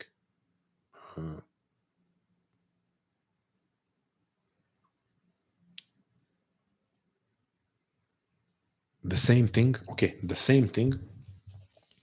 that leads me to read about anxiety and try to understand anxiety and try to deeply feel and work my way through anxiety. That same thing is the thing which can lead me to overthink and again run in circles. So I would first recognize, listen, we have this great capacity that also we sometimes or often use in a wrong way. So every overthinker, every person who considers themselves an overthinker, every person that I met who is quote unquote an overthinker has a great sensibility to understand life more deeply, to perceive life more deeply, to understand other humans more deeply, to think more creatively. So overthinking is part of a, I would say, greater sensibility,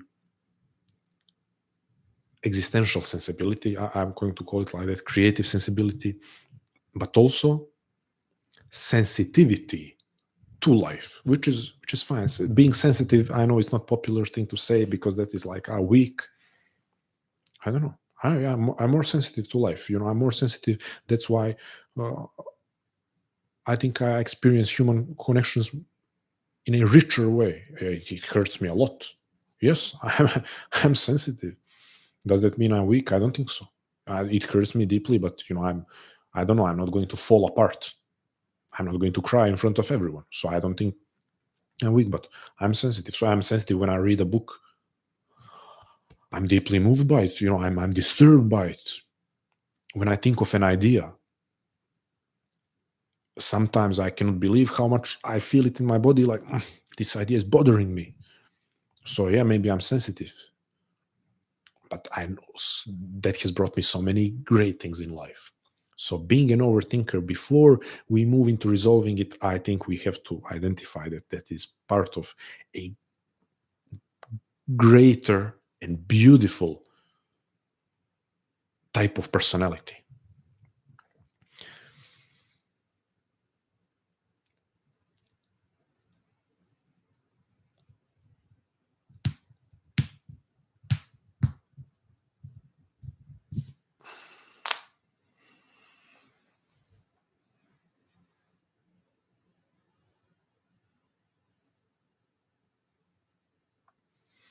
And I have more. I have more now on exactly overthinking. Overthinking. I have more to say on that, but I'm just trying to go through. Manoj, Mr. Overthinking, what are your bad habits? Then overthinking, being to create content to overcome your expenses. I have to be honest and say that you have to phrase that a bit more clearly, especially this last part, being to create content to overcome your expenses. I'm not sure I understand that. Bad habits, I don't have many bad habits, but I have bad habits that I can discuss, but I will continue to talk a bit more about overthinking. And just quickly, Buster McGee, do you think there are different forms of intelligence that can focus this thought into reality so we hit the mark more accurately? I do think there are different forms of intelligence. I do think. I see some thinkers disagree, like that's a ridiculous idea, then other thinkers agree that different forms of intelligence exist. Uh, but I do believe there are different forms of intelligence. Or I don't know, maybe then we are using wrong words when we say intelligence. But because I'm going to let you know, I know exactly one person that I'm thinking of, my high school friend, who he was like prodigy in physics, I believe, in physics. So great intellectual capacity, but existentially very stupid person. Existentially, like to understand the depth of life, to understand human relations, uh, to understand to to have the capacity to understand the necessity of living as an individual without the constrictions of your political views and religious views. Exceptionally stupid person. Exceptionally stupid. Is that intelligence? I don't know. I mean, I'm existentially, emotionally, socially very stupid person. Physics prodigy. So I do believe there are, and then uh, you have people who are crushing it in business, who have such capacity to understand what is to be done in business, but they cannot hold a conversation about what is authenticity. They're just looking at you, like how can we put this into numbers? So I do believe there are different types of intelligence. That's how I look at it. But again, maybe I'm wrong in assuming that all of this can be considered different types of intelligence. Maybe we should use different expressions for it. But I want to say something about overthinking. Now we have said how like this is part of a bigger type of personality, but purely overthinking. This is how I look at it. Arto here said rumination. You know how I look at overthinking? I see two types of overthinking. I see overthinking the past, rumination, dwelling on the past, ruminating, replaying moments, interactions in the past that still bother you. And I see overthinking the future, which means analysis paralysis. Okay, so I'm trying to understand the situation before it happens. So that makes me unable to make the choice. So overthinking the future is people who are afraid to make a decision, to make the choice. Okay, how is this going to play out? There are multiple different choices. How can I choose? So that's how I see it. Overthinking can be overthinking the past, that is rumination and dwelling, and overthinking the future, that is analysis paralysis, overanalyzing the choices that you have to make. So I see those two types of genuine overthinking. For the past, there is nothing you can physically do. So you cannot go back into the past and actually change something, right? We can agree on that. You cannot go travel to the past until we create time machines. You cannot go into the past to change something. So what can you actually do? One thing that I have noticed in myself is the more that I'm engaged in the present, the more that I'm engaged in the project of my life and some actual project, the less I have time and capacity and energy to dwell on the past. And you could say that that's distraction. Well, yeah, that's a very, I would say, healthy and constructive kind of distraction, but it's not just distraction. It's, and just shortly, thank you for joining. Talk to you soon. So it's not just distraction. It's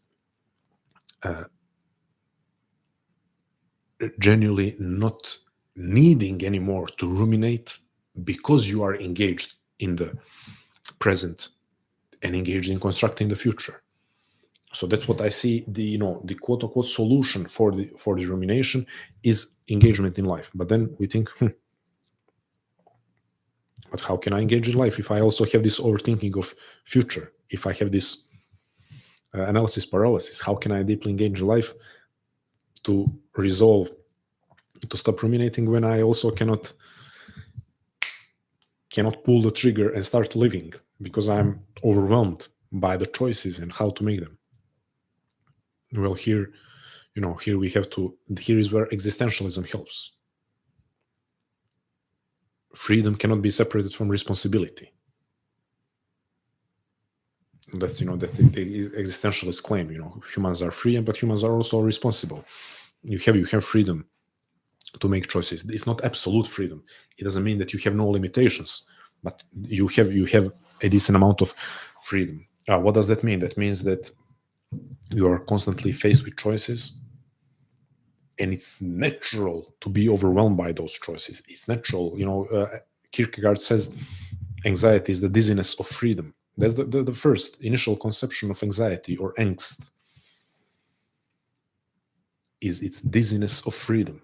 You have numerous paths in front of you as a human being, and any single path that you choose is leading to creation of a different version of yourself and your future. Every single moment in life, you are facing that. You're facing that predicament.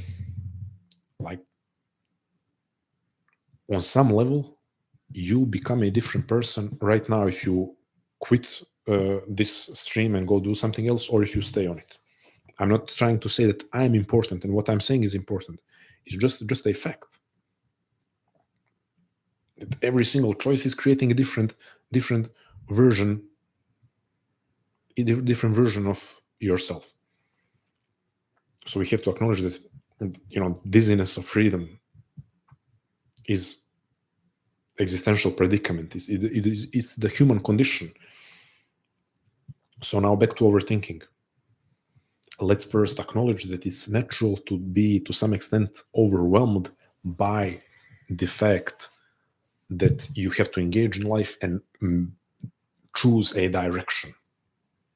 Because you know that if you have 100 doors in front of you, when you go through one door, it's like you're destroying all the other doors, all the other paths to different futures, to different versions of your future. So let's acknowledge, okay, I'm overthinking, I'm engaging in analysis paralysis because it's part of the deal of being human. So what's the solution? Courage. To choose courage and choose commitment. Now we are back at the beginning of the stream talking about commitment. To commit to something. What is commitment? Commitment is in the face of doubt, not in the absence of doubt. Commitment is despite the doubt. So then what are the solutions to overthinking? Life engagement. But how do you engage in life? With courage and commitment, not with certainty, not necessarily with knowledge.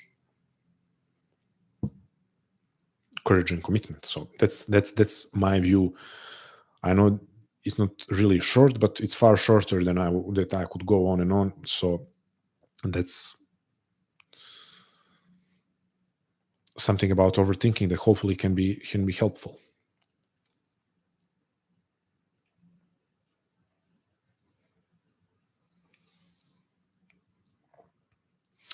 Is there never certainty? Then it sounds like the human defect. Let's call it human condition, human predicament, because human defect is sounds rough. I think that's the great. I think that's the great certainty of life is that is uncertain. Like, what is the only certainty? That we will die, death, mortality. And I know this again. This can sound gloomy, dark, but what a call to engage in life. The only thing that is certain is that it's going to end at one point. And the next thing that is certain is that it will never be fully certain, so that you can make all the right rational choices. So, like, put those two things together. What's the conclusion? You better jump into life. You better jump into life. Because it's never going to be like, okay, now is the right time. Now you have all the information and all the certainty.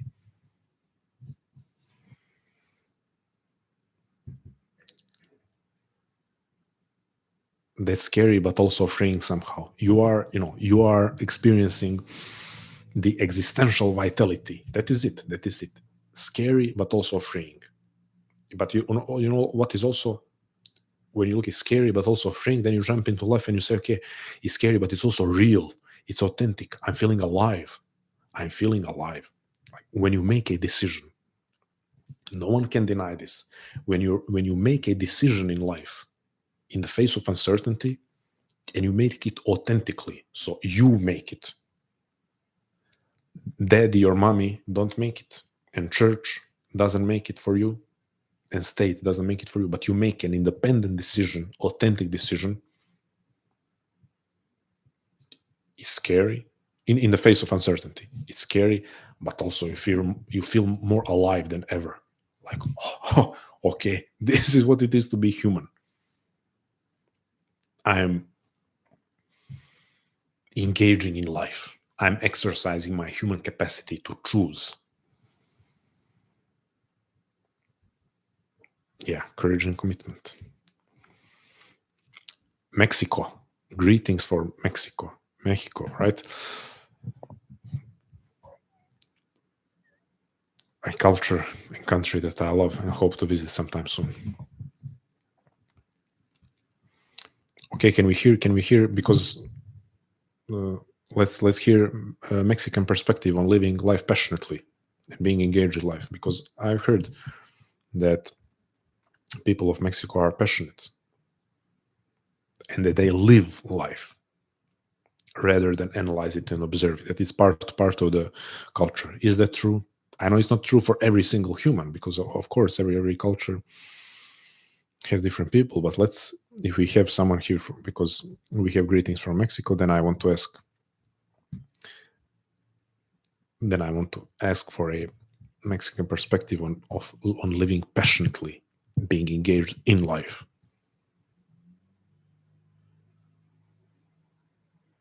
Oh yes, Arto, yes. When you move from an authentic place that resonates with other people as well, it creates a good ripple effect around you. That's true. It's also maybe a good filter, because when people are bothered by it, like, that is good filter to know that these people still haven't made the decision to live. So maybe, yeah, let them arrive at that decision. And you see, I'm here saying, I don't know why singled out Mexico as the only passionate country. This wasn't fair. Was this discriminating towards others? I don't know. Arto, maybe from Argentina, you can also say something. I don't know if it's a stereotype that people from those areas live more passionately. Maggie, hello Maggie. Where is Maggie joining from? And YouTube commenter never shared where he or she. I'm not so sure he or she is joining from. So yes, friends, I think the theme is courage and commitment in the face of life, in the face of uncertainty. The antidotes to overthinking, to rumination, to lethargy, to fear. Ethiopia, but living in the US. Amazing. Some great questions. Thank you for great questions. YouTube commoner, also interesting username. YouTube commoner.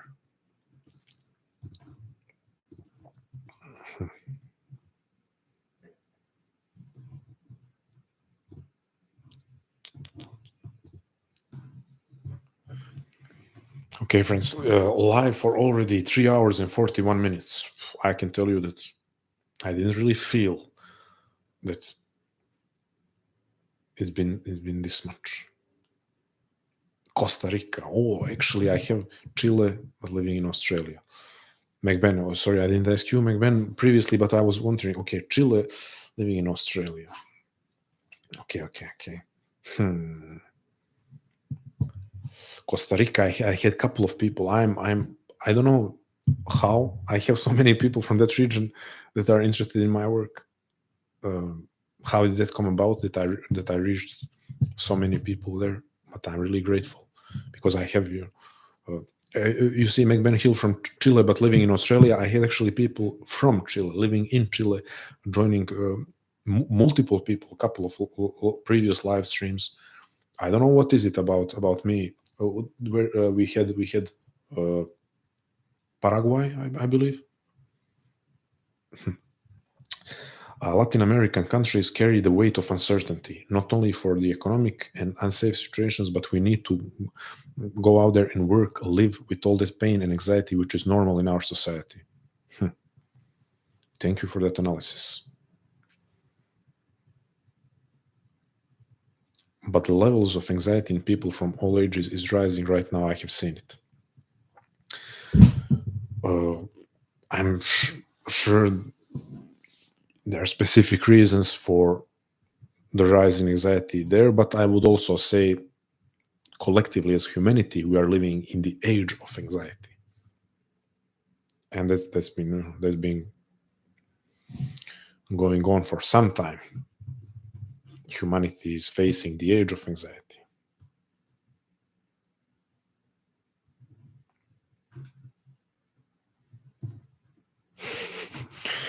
Okay, we have here a proclamation of love. Diego is saying, Fabiana, I love you.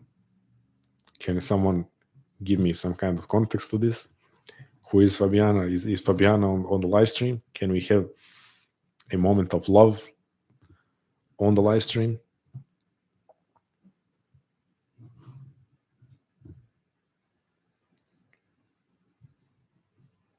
Fabiana, we are waiting for your answer. In all seriousness, I'm the biggest fan of love. Yeah. Definitely global issue. Yeah, I mean, we are living in an age of anxiety, and that's been sorry, that's been pointed out by the thinkers in 20th century. And that's why I always refer to existentialism, because they have been preparing us, because they have already noticed it. They have been noticing it for a while and have been preparing us. Rollo May, when you read Rollo May and when he speaks of the modern human being, the only thing that is missing is the discussion of smartphones and how they're affecting our mental health and our sense of what it is to be human. So besides smartphones and this level of technology, Rollo May, how many years ago? That is like 50 years ago, around 50 years ago, is describing our experience pretty much, our modern experience of life, and again, the age of anxiety. So that's why I always that's why I so often refer to the existentialists. Arto, thank you. Thank you, Arto. I want to say brother. I don't know if I'm wrong in that. I don't know if I'm assuming. Brother, sister. I'm hoping to talk and engage with you soon. Some Canadian guy. Mama, we made it. Did we? I mean, we are making it every single day. When we wake up, we've made it. So if that's what you're referring to, I certainly agree. Mama, we made it. Another day, another chance to be alive and to do something with this life.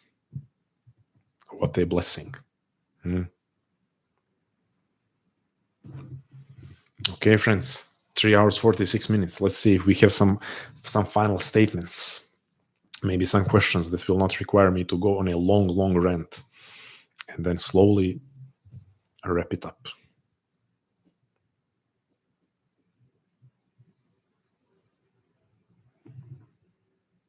Diego, we still didn't find Fabiana.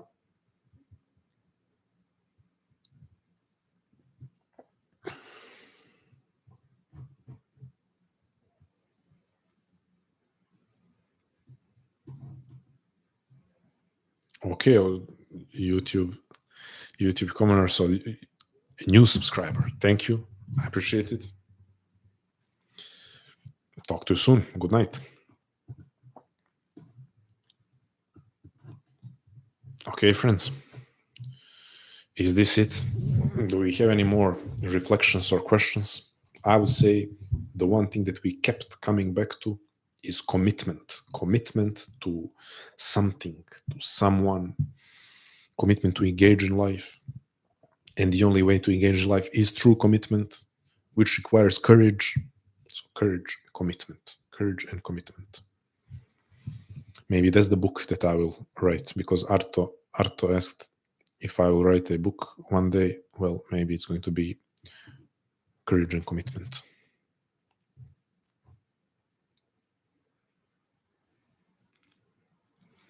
McBen asked amazing questions. I don't know if McBen is still here. Okay, now sending a message. McBen, thank you. Thank you for amazing questions, for amazing interactions. Thank you, everyone. Thank you for Adriana for joining.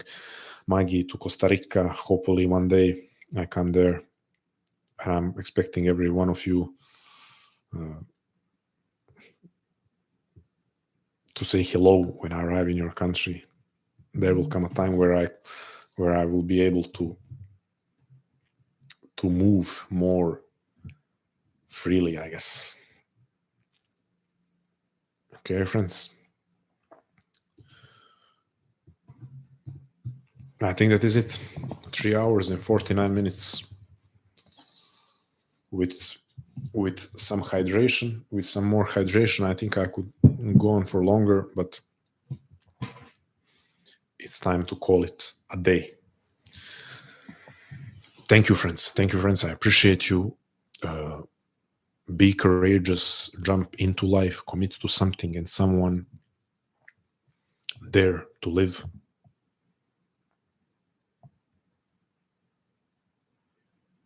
Thank you. Dare to live, risk being hurt, because the risk is always worth it. And yeah, thank you all. I really appreciate you. I'm beyond blessed to be able to speak to so many interesting people. I'm beyond blessed that you are willing to give me your time and attention, and I will be talking to all of you soon.